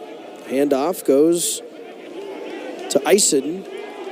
Looked like he was going to be tripped up for a very short game, but was able to make a little bit more out of it. Yeah, I mean, just look at the situation. You got a lot of guys standing around on the Tigers right now. You got to pursue to the ball. And this is where a situation to where your leaders had to step up and just say, you know what? We got to make sure we get to the quarterback. We got to make sure we get to the running back because they're standing in front of the chain. Somebody on this defensive line or somebody at the linebacker position they have to get to the running back as opposed to it being 2nd and 3. Kieran Smith trying to direct some traffic there up front for TSU. 6 foot, 335 That's pound. a big boy.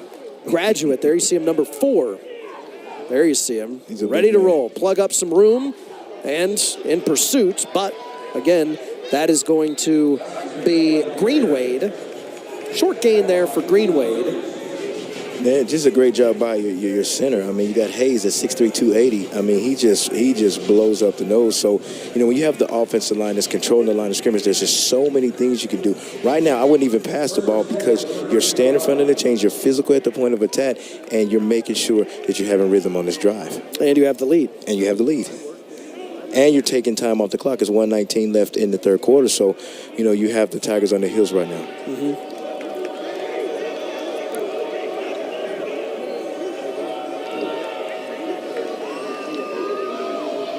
Here it's going to be Jackson keeping it himself, but there with the tackle was number 7, Ahmad Nelson, yet again. He's been all over the place. I mean, you love him as a Mike linebacker, just like what I talked about, 6'2", 225, physical at the point of attack. And, you talk about reading your keys. You read your keys because you have a pitch man out there to where the quarterback can pitch it, but he stays with the quarterback because the pitching lane wasn't there. 10 tackles on the day for Nelson. Nelson, senior from Birmingham, Alabama. Really looked at as the quarterback of the defense. The guy that, signals everything. The leader of the defense. As here, it's going to be Ison. Not much going there for the sophomore running back.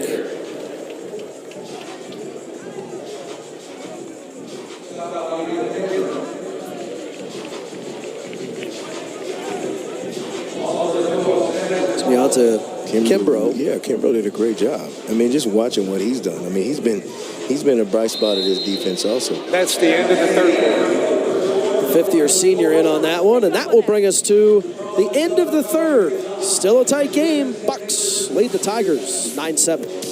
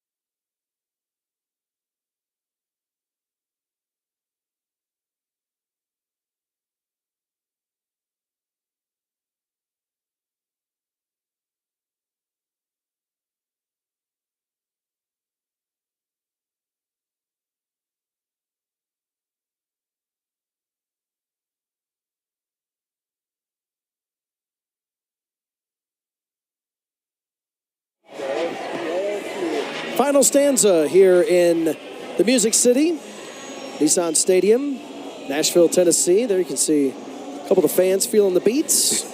Buccaneers with a 2-point lead, and look at that third quarter. I was going to say edge, but that's pretty much a domination of the third quarter. 95 yards to 7. And here, adding to it to begin the fourth, Jackson with a healthy pickup and a fresh set. Yeah, I mean, the thing about it is, what was it, 3rd and 11? And you pick it up. When you have a situation where you have a running quarterback, he fakes the dive, and in a situation he runs outside. But here's where you got to come up in the second. You got to feel, and when you miss a lot of tackles, that's why they gave Jackson the first down. You have missed tackles, guys not making the reads, and that's why the drive continues. So it'll be 1st and 10 from the 23. Rain starts again, so it'll be interesting to see how when the rain starts again, how it affects play, especially if it's not just a real small cell, but if it either stays here with what it's doing or it opens up more. Anyway, that's something just to keep an eye on. Absolutely. As here, the handoff will go to Ison, but the whistles come out. This is a big stop right here. False start. Number 6, offense. 5-yard penalty, 1st down. You know, this is a huge start right now. I mean, the score is 9-7 right now, and if the Buccaneers get a touchdown, it just puts more pressure on the Ellis and his offense to have to score a touchdown. So you talked about the rain. That can be a big factor in this game if you're down by a touchdown or even more. As far as the TSU defense goes, Ahmad Nelson, Sanders Ellis, the true freshman, with each 10 tackles. Sanders Ellis, one of the two true freshmen in the starting lineup this evening for TSU. Both freshmen. To battle back. Nothing like getting real game experience, especially in the elements, as the handoff again goes to Ison, who stands at 5'11", $190, and seems like he also can get a little bit lower and lower his center of gravity and just get going. Yeah, it is. I mean, the thing about it is just look at his lower body. He stays low, and he's trying to run through, your face. And when I say run through your face, I mean, he's not looking to run out of bounds. And when you have a powerful physical back like that, he may not be big in stature, but he plays big. He plays physical. He runs through the tackles, and he gets you those tough, nasty yards when you have to be in the rain. So it'll be a 2nd down and 4 from the 17. Handoff again goes to Ison.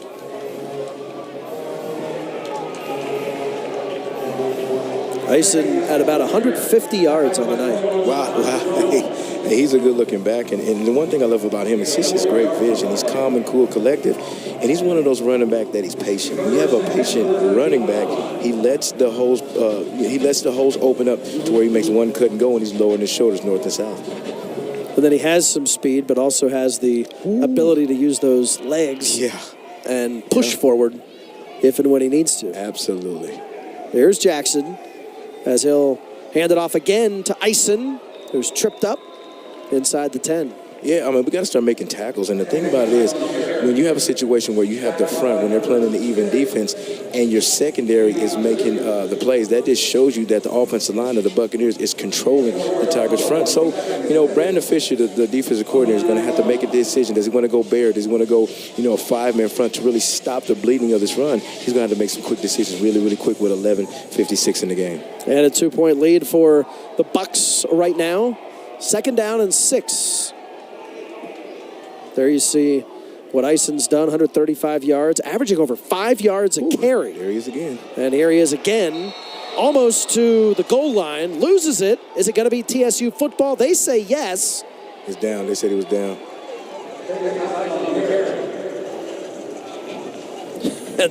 There you can see Boogie Trotter say, but I have it. I have it right here. It's mine. Let's just see on this play. Let's see if his knee touches. Oh, that ball's out. That ball's out. That ball's out.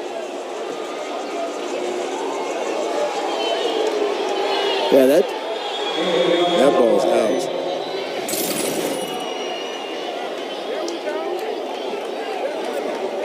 But where do you spot it at?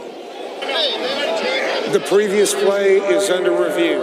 So the previous play is under review. They're not going to charge a timeout, but they do want to take a look at it. So hopefully the officials get it right. They got to get it right. This is a huge play. Huge momentum changer. Gosh. Not just within this drive, but obviously look at the game. We've ad nauseum, and you can see on your screen how close the contest is. Yeah. Like I said, Boogie Trotter came out like, well, what are we talking about? It's right here. I got it. It's my ball. It's fumble. You know, I mean, this is huge now. But then the thing about it is, if they get the fumble, where do you spot it at? Did he get out of the end zone? Was he in the end zone? You know, so they're saying the ball carrier down. That's the ruling on the field. Of course, let's use the cliche. You got to have the evidence in order to turn it over. Yeah. Do they have the evidence to turn it over? Let's take a look. Right there, it looks like it is. Out. Does he have control? Does it? Oh, no. See, don't know. He's out. But where do you spot the ball at? That's the key. Ooh, this is huge. But if you watch the replay right here, the ball is out right there. It's out. So that's no question that it's out. There's no control. So we shall see.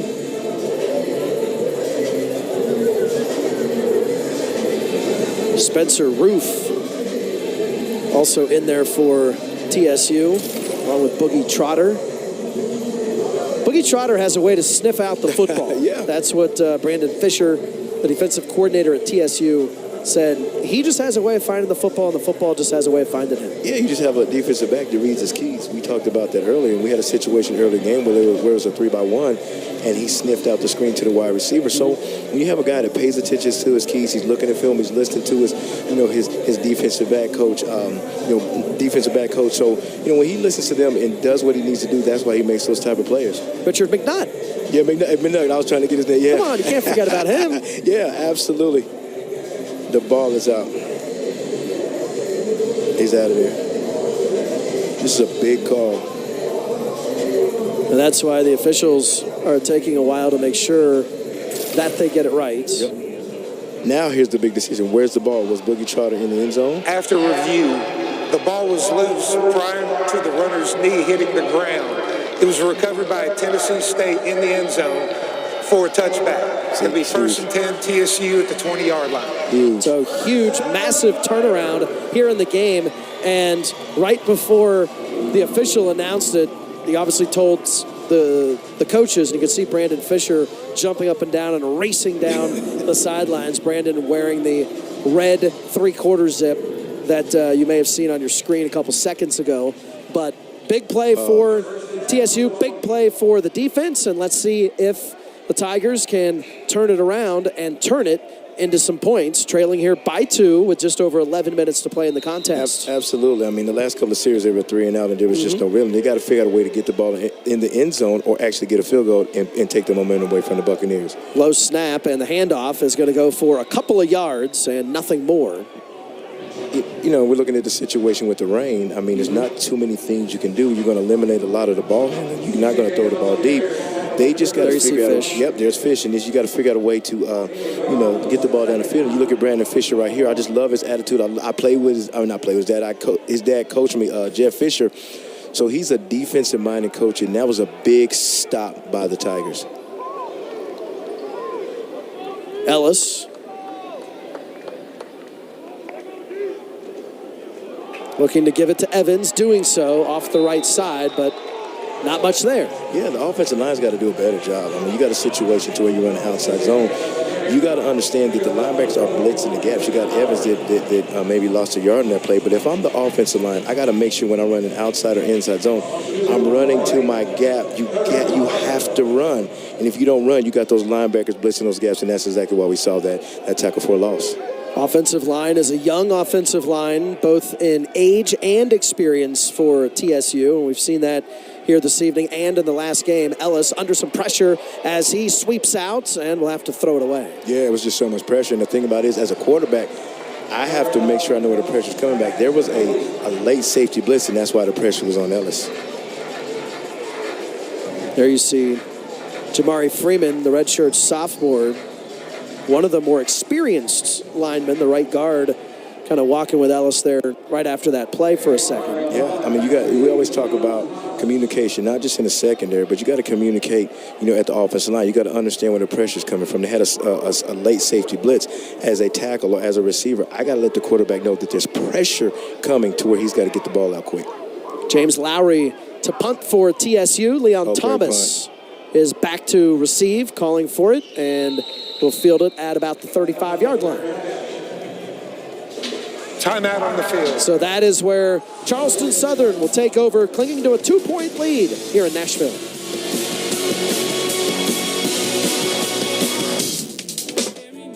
He shoots, and he scores!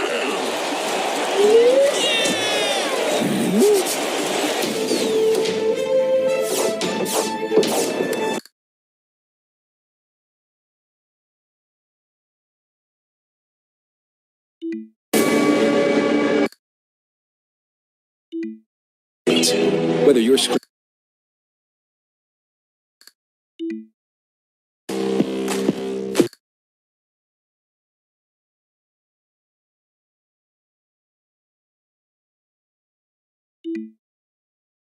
in Tallahassee.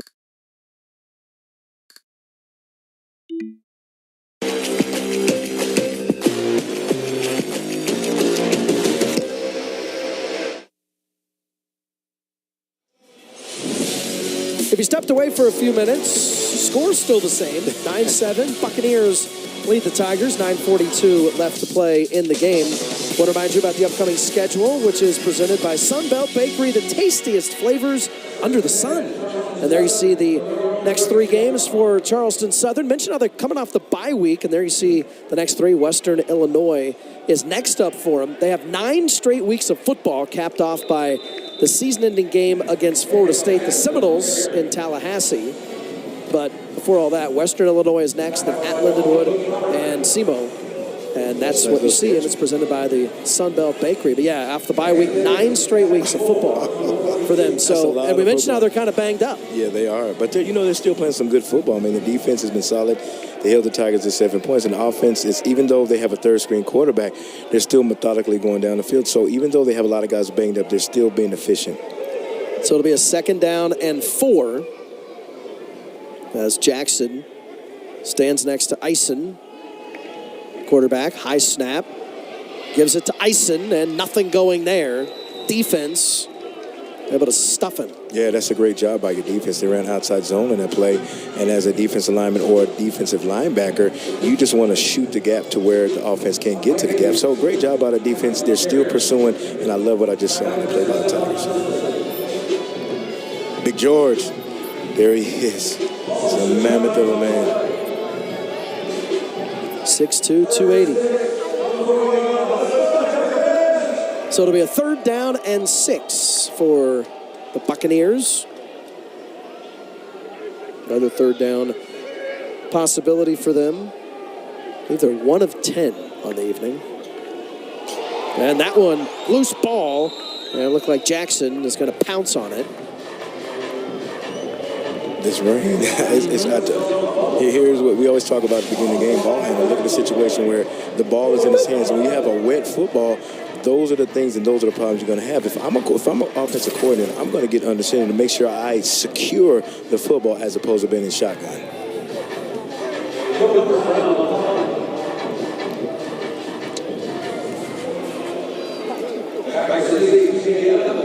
So C.J. Evans will be back to receive for TSU, looking to get this offense going. Yeah, something's got to happen. Into some sort of a rhythm. Absolutely. Somebody's got to make a play, slant or something. Something's got to happen. And this time, punt not nearly the 70-yard average, and Evans off to the races and across the 40 to about the 45-yard line before he's brought down. And that is where TSU's offense will take over, looking to bounce back. They're trailing by 2 in the 4th.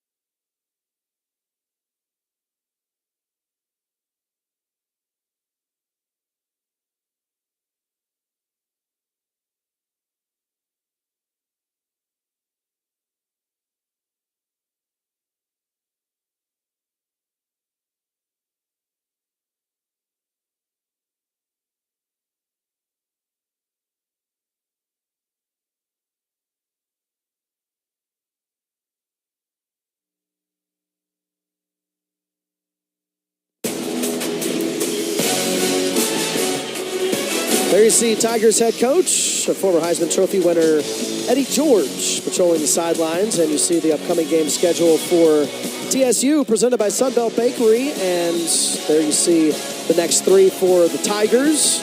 They're going to D.C. It's homecoming in D.C. at Howard. Of course, the week before, it's homecoming here in Nashville for TSU. Ellis able to keep it himself. Gain of a couple of yards. Yeah, I mean, with a situation like that, you just stay in front of the chains. I would still roll him out just like what they did and let him use his feet. I wouldn't throw the ball and put it up in the air because you have a wet football. Then also, we talk about ball handling. You want to make sure you have easy handoffs because you have a wet football. Ellis has some space, not much.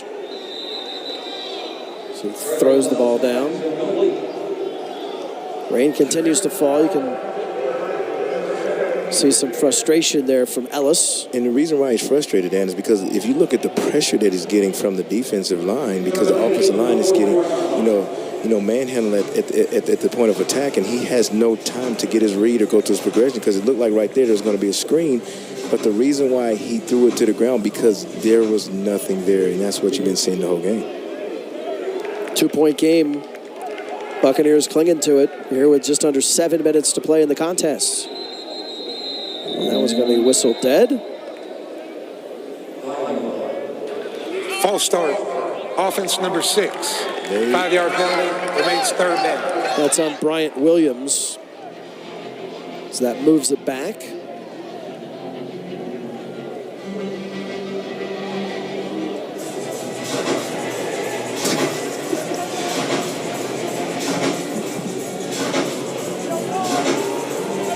It'll be a 3rd down and 13. Watch that safety blitz up at the top. Ellis putting his tight end, Bullock, in motion. Now he slings it over. Loose ball, looking for Brinson. Unable to lock it down. That's just a situation where you heard footsteps. I mean, not really just footsteps, but watch his eyes. He takes his eyes off the ball right here because he's looking upfield. And as a receiver, you got to catch the football first and then get a field. I know it's a wet ball. That's great. But at the end of the day, the ball's in your hands. You got to make the play, catch it with your eyes, and not with your hands. Leon Thomas back again to receive for CSU. He'll be pushed back to about the 20, where he'll call for it, and where the Buccaneers offense will take over. We'll take a break. They won't on the field. 2-point game. Stick around.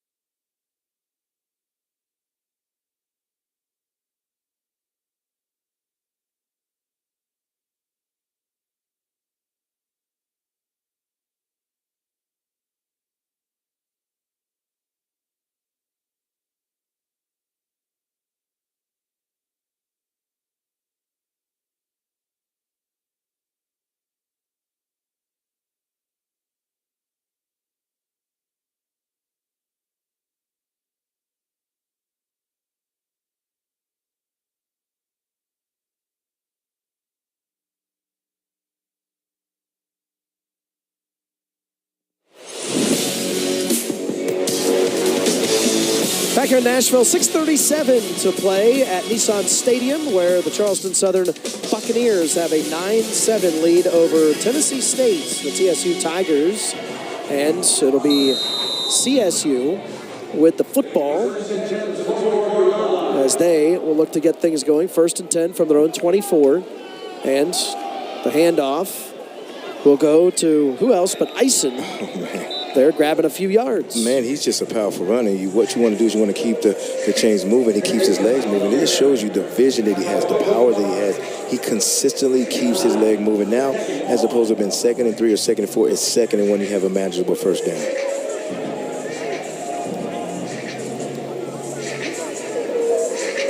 Time keeps rolling, which is exactly what CSU wants. As Caleb Jackson has done an admirable job. Yeah, he has. Especially in the conditions, filling in for Rob McCoy and Zoltan Osborne. Yeah, they're just easy reads. I mean, you're just giving the ball to your running back and let him make plays because, you know, when you have a quarterback that doesn't have a lot of experience and a lot of time playing, just want to make it simple as possible. We say this saying all the time, KISS, keep it simple, stupid. Not calling anybody stupid, just saying you're keeping it simple because you have a quarterback that doesn't have a lot of experience and you just keep it playing for him. Yeah, and he was just joining us. Caleb Jackson was the QB1 for week 1 last season, but was in there for 6 possessions. All of them were 3 and outs. And so then Coach Gardenia went out and recruited Rob McCoy Jr. to come in from Sacred Heart. Good player. Where he had been for 5 years and coming in here to Charleston Southern. And he was QB1, but injured his ankle a couple weeks ago. And he's the backup this evening, from what I understand. If he was needed, he could play, but they'd prefer not to. And then Zoltan Osborne dealing with an ACL issue from a year ago and still on the mend. As we take another look at it. Yeah, he got rolled up. Yeah. His shoe came off. So an ankle issue there. So it'll be a 1st and 10.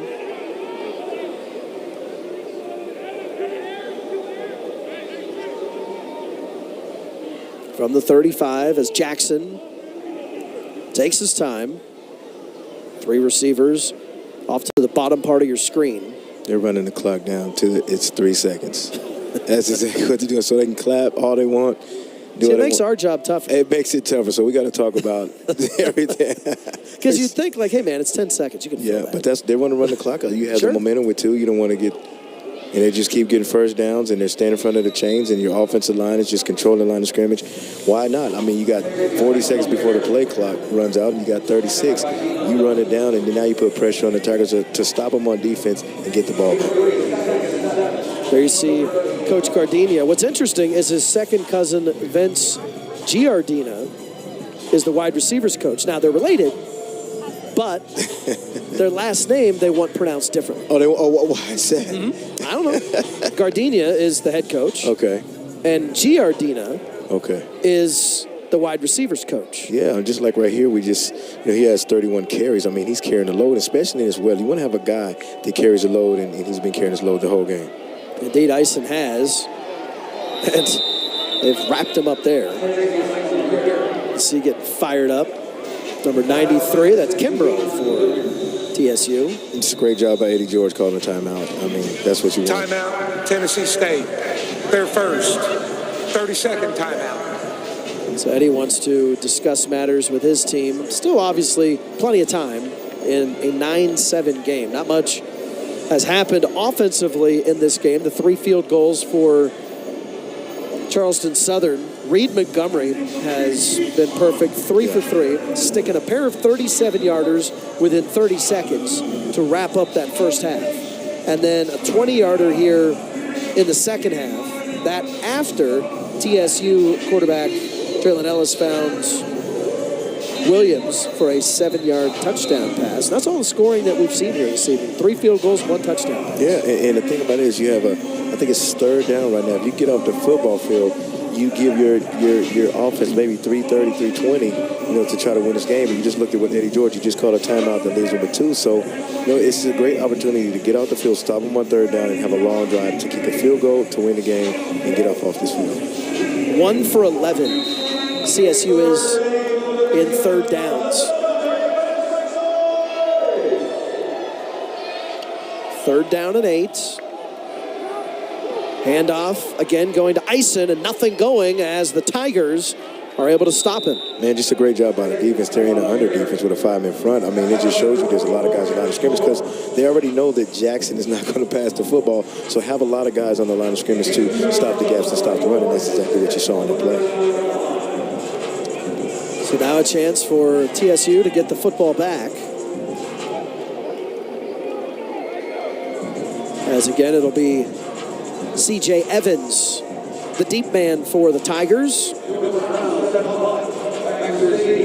And Gilbert Brown will be punting. Mentioned he had a 72-yarder earlier in the game. As he's able to boom this one away.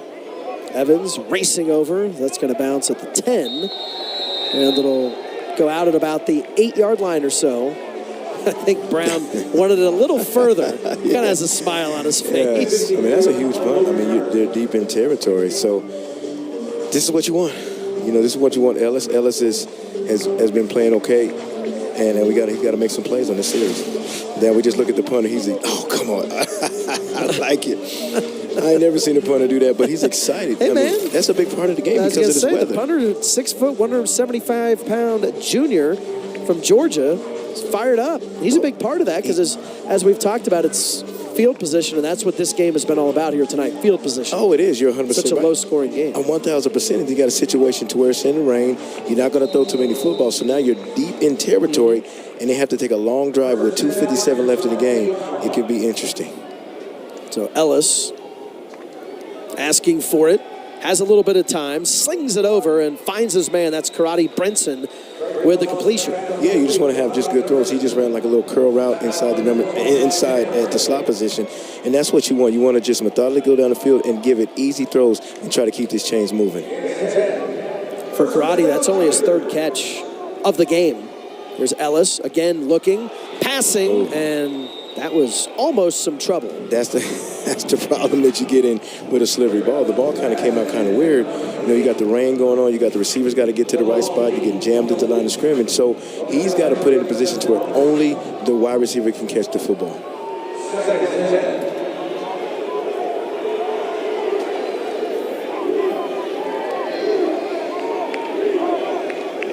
So it'll be a 2nd down and 10 from the 19.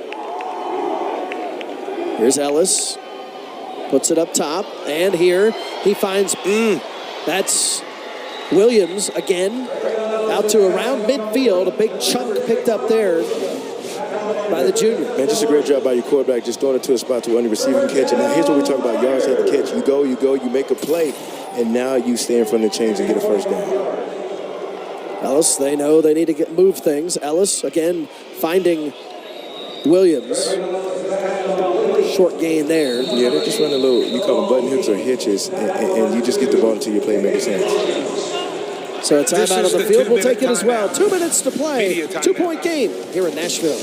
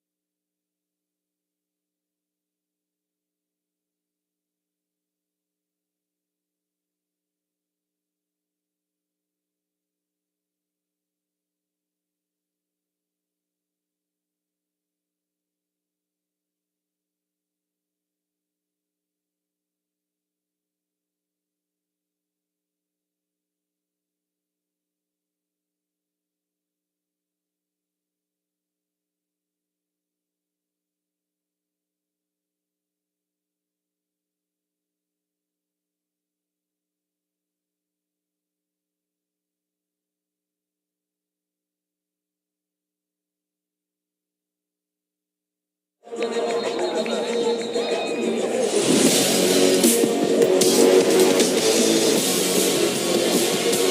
here in Nashville, 2-point game where Charleston Southern, the Buccaneers, have come here to Nashville and have the 9-7 lead over TSU. Just a couple minutes to work with. TSU with the football and trying to drive. Yeah, I mean, they're doing a great job. And I love what Coach Partridge, the offensive coordinator, is doing. They're running a spacing concept. When I say spacing concept, they're doing a great job. And also with Ellis, he's 12 for 21 for 105. So this is a great opportunity to lead your team to victory. And Ellis, with a little bit of time, passes it up and was looking toward Brinson, but the pass, I think someone got a hold of his arm, and it was a little off kilter. Yeah, it's a situation to where you get pressure. This is where he's got to get rid of it. He's holding the ball too long. He looks, the defensive end grabs him. Now he can't throw the ball to receiver. That was Jalise Walton, sophomore, in there on the pressure. So it'll be a 3rd down and 6 for TSU. Ellis has a little bit of time, finds Brinson, but the ball comes loose, unable to hang on to it. And that's going to bring up a 4th down situation for the Tigers. He's got to make the play. I mean, he threw it into a window to where Brinson was the only one that can catch it. Those are the plays you got to make. When you talk about being a lead receiver, you got to secure the catch. You're going to get hit, but at the end of the day, I'd rather catch it and get hit as been hit and then miss the ball. But those are the type of plays you got to make to be an elite wide receiver in this league. So it's a 4th down and 6 with $1:49 to play. Ooh, I know where they're going. Timeout, Charleston Southern. They're first. So the Bucks 30-second timeout. want to talk things over. Coach Gardenia. What are you thinking? Just looking at it, they were in a 3-by-1, and you saw that Karate Benson was going to go in motion, was going to be in a 2-by-2 set. I think they're just going to throw a quick pass because the pressure's been coming. So, you space these guys out, and he's got to throw it into a window to where only the receiver can catch it. So when you saw Karate Benson get ready to go in motion, the number 2 receiver was going to run a slant because it's going to be a spacing concept. This is huge. There you see Eddie George, head coach in his 4th season, leading TSU. Kind of the same formation. You're in a 10 personnel. That's 1 back, zero tight ends and 4 wide receiver. Karate Benson's going in motion. Then now he's going to get there, and you got a quick game right there. He's got to throw it. Ellis has a little bit of time. He's under pressure. Now he heaves it up and into some traffic, and that's going to be incomplete, but there's going to be a flag. It's a pass interference. Great job. That's huge. It's like that's going to... Pass interference. Defense. Automatic first down. That is huge. I believe that was called on the true freshman Shamar Hall. Yeah, that's huge. But this is where you just throw it up into where you let the ref get involved, because that is definitely pass interference. The defensive back grabs it. Here's the grab right there in your seat to watch. It is pass interference 1,000%. That was huge. Massive play there. Able to move the chains for the Tigers with $1:41 to play. Yeah, we got to figure out a way. You got 1 minute and 41 left. I think got 1 or 2 timeouts left. Just like what I talked about a little bit about the spacing concept, just throw it and let the wide receivers. 2 timeouts? Yeah, 2 timeouts left. And have the spacing concept to where you're just throwing it to the receiver in space as opposed to just throwing the ball downfield. Now you see Ellis there, a little smile. So hopefully he's relaxed just a shade, just a bit. I mean, he knows the pressure of the situation. But we saw the frustration a couple minutes ago. We also have talked about his compartmentalization. Yeah. So while he was maybe frustrated a few minutes ago, all right, cool, I put that behind me, let's roll. And that's what Eddie George talked about earlier in his interviews, to where Ellis has got to have amnesia. Forget about what happened last week, forget about the play, and come back and lead your team to victory. And he has a situation to do it this time. 2-point game. CSU has the lead. Ellis hands it off. That's Gantz with it. And he is down to the 30-yard line, still on his feet. Gantz able to pick up a nice chunk of yards there. They're in field goal range right here. Protect the football.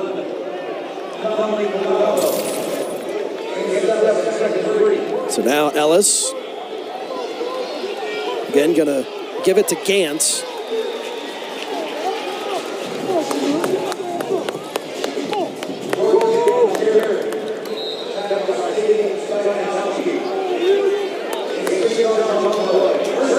it's a first down for the Tigers. They want to move. Here's Ellis slinging it out, and that again to Gantz. He's pushed there. I think this is a situation. Don't even throw the football. I mean, you're in field goal position. I know you want to get a little closer, but you don't want to have a situation where you get a tip ball or get an interception. Just run the football, run the inside zone, outside zone, and you'll be okay. Well within field goal range for James Lowry, his longest of the season, 40 yards.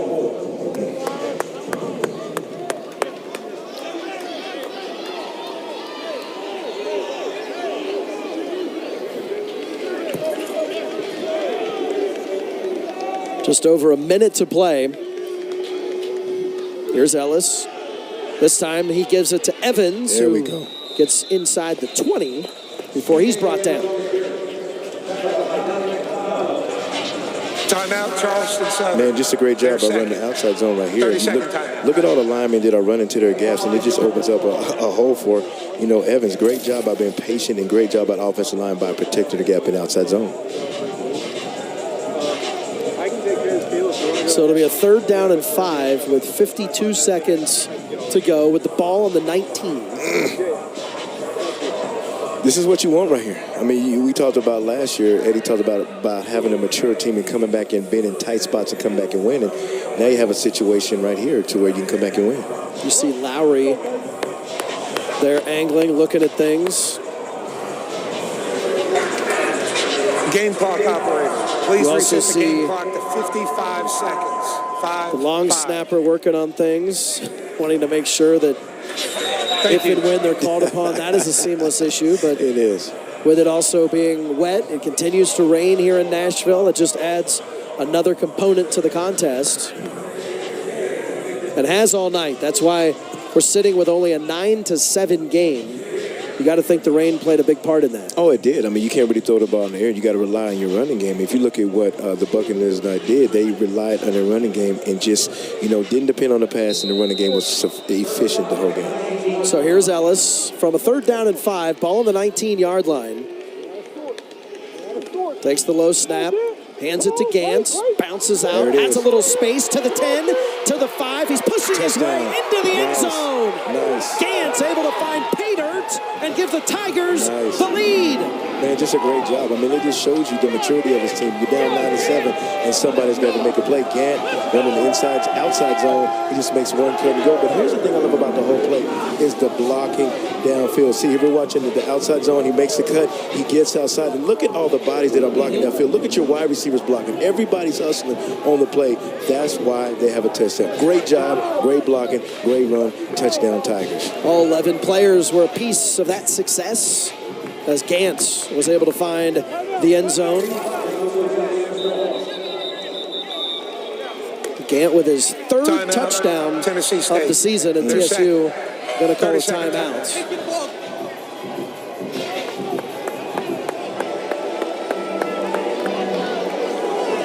Gantz had only 7 catches this season and now 3 touchdowns. I mean, I just love what he's doing. I mean, just look at him. He stayed patient. I know there's a lot of running backs in the stall at that position. So when you get in the game, it's about seizing the opportunity. You're down 9-7. You seize the opportunity. Now you put your team in the lead. 46 seconds to play. 4-point lead now for TSU.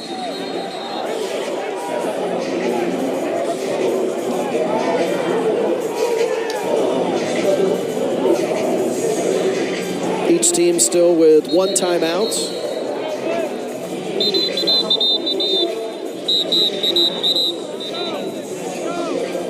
Tennessee State looking to bounce back after losing to Tennessee Tech last time out. A 10-point loss on the road. Charleston Southern blown out at Richmond 38-0 a couple weeks ago. And a tight game here tonight. 4-point is where they sit, and it looks like Draylon Ellis will come into the game, so Lowry won't. They'll look for the 2-point.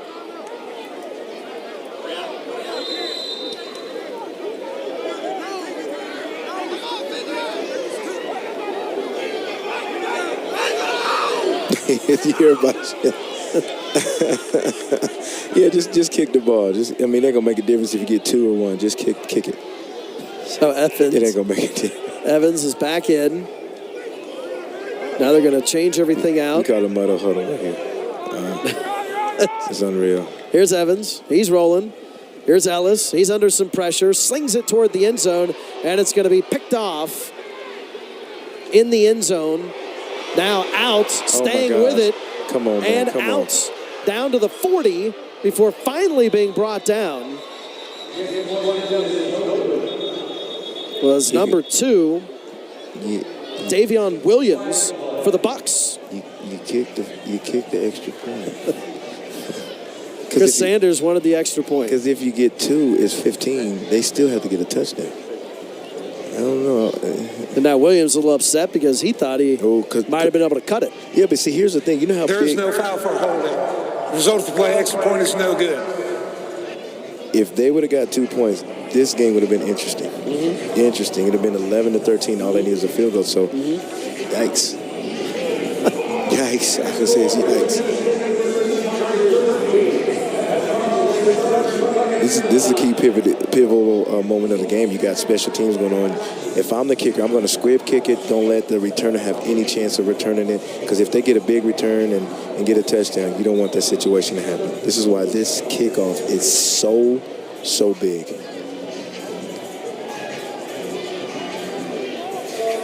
So Lowry ready to kick off for TSU.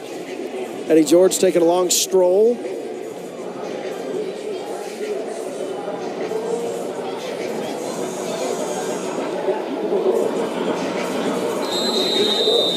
Tyson Greenwade and Leon Thomas are deep for Charleston Southern.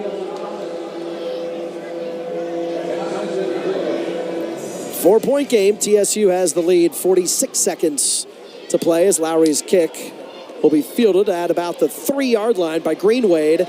Out to the 20. He's got some space to the 30, and he's brought down maybe just before the 30. Looks like I saw a helmet. Okay. I think maybe that's what you thought was. I'm seeing things. Maybe because it's rain. Things were flying. It's a lot of stuff was flying around. Let's see. They need maybe about 30, 40 yards. No, they need a touchdown. What am I thinking? You teach math? No, I know my math skills is bad. Mine is too. I mean, I'm to be up here doing the boot stuff we do, and our math being a little off. Oh my gosh! Okay. You can see the TSU bench. They're excited. They're jumping around. 40 seconds to play. You can see them in the top left of your screen. They want the win. They want the bounce back.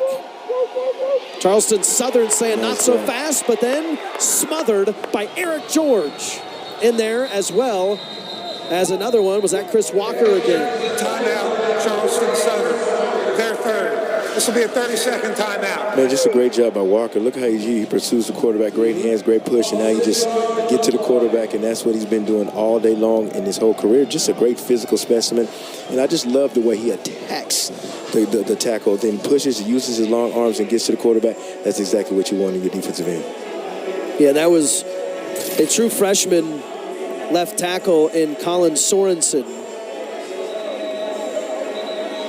who obviously hasn't had a ton of experience.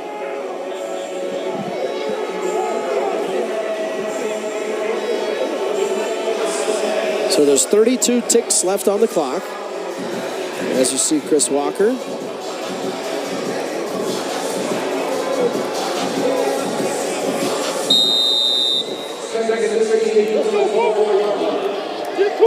There you see Caleb Jackson, 2 of 8, 36 yards passing.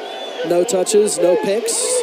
That's what he needs here, a touchdown, as he throws it down the field and is able to complete that out near midfield, is where he'll find Chris Roan, transfer from Coastal Carolina.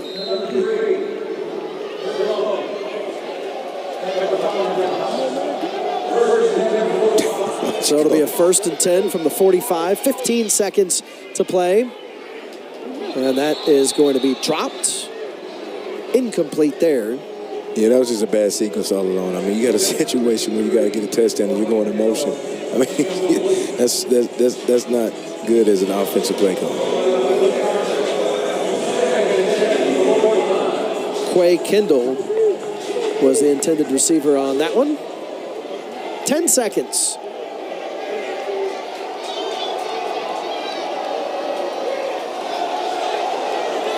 TSU looking for their second win at home here this season. Here's Jackson. He's in some trouble. Heaves it up, and it's going to be picked off. No. The ruling on the field is an incomplete pass. Incomplete. Ahmed Nelson was there. We've been calling another his look name. at it. Yeah, just a great job by your defense. That's just pursuing the quarterback, and he had no room to step up and make a play. And he just shows that guys are just flying around. Absolutely trapped it big time, big time. 4 seconds to play. 4-point lead for TSU, looking to seal it up. Jackson, he's back.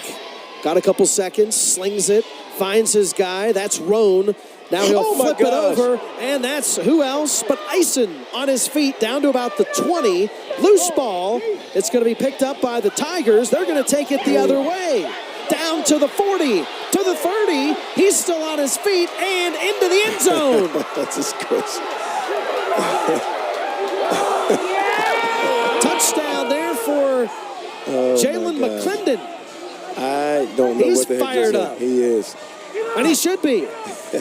Just a great job by the Tigers. You just see the maturation of a good team. The previous play is under further review. So they are going to review the play, but what a way to end the contest. Yeah, I thought it was a touchdown because when they did the You thought it was to Ison. Oh, man, I screamed. And we heard it. Yeah, and then you got McClendon just picks up the ball and you just have a convoy of guys, blocking for him for the touchdown. Just a great job by the defense. Great job by staying in the game when you're down 9-7. So they're going to take a gander at it pretty much just to see how much the Tigers will have won by. He's Should down. be out because... He's down. His elbow hit the ground. Right when your elbow hits, it's done.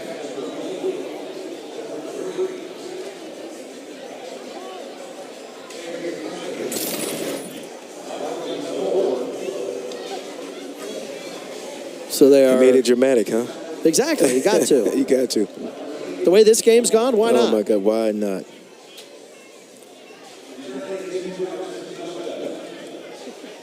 The return is 82 yards for a touchdown. The ruling on the field was the runner was down before the ball came loose. There is no score, but that is the end of the game. But you know what? TSU will take it. I'll take it. I'll take it. Great comeback. They escaped. They escaped a lot. Eddie George shaking his head going, all right, it's fine. Wasn't pretty, but we'll take it, and we'll jump out of here with a dub. Yeah, I'd rather get out here with a dub than a loss because you're down 9-7, and it just shows you the maturation of the team. Last year, they probably would have just gave up. But you have your leaders, your leadership. Guys believe in never quitting and, playing every play to this last play, and that's why they went 13-9. And you take a look at Tennessee State improving to 3-2. Charleston Southern falling to 1-3. As for TSU, they end the month of September with a winning record. Eddie George said beginning of the season, that was one of his goals. September with a winning record, they've done that. Oh, man, they did a great job. Eddie has a vision, and everybody is a part of that vision. And the thing about it is you have guys that buy in or trust in. You have a whole team that trusts in as opposed to just buying in, and that's what we saw today. And indeed, so TSU able to pick up the victory here at home as they go up and win their 2 games at home to begin this season, including the one here tonight over Charleston Southern by a count of 13-10. So for Chris Sanders, I'm Dan Lang saying so long from Nissan Stadium in Nashville, Tennessee. Again, the final score, TSU, the Tigers battling back and able to hang on and win it here today, 13-9 over Charleston Southern. All games airing on the ESPN networks are streaming live and archived on the ESPN app. This has been a presentation of ESPN. Have a great rest of your weekend, everybody. Stay dry.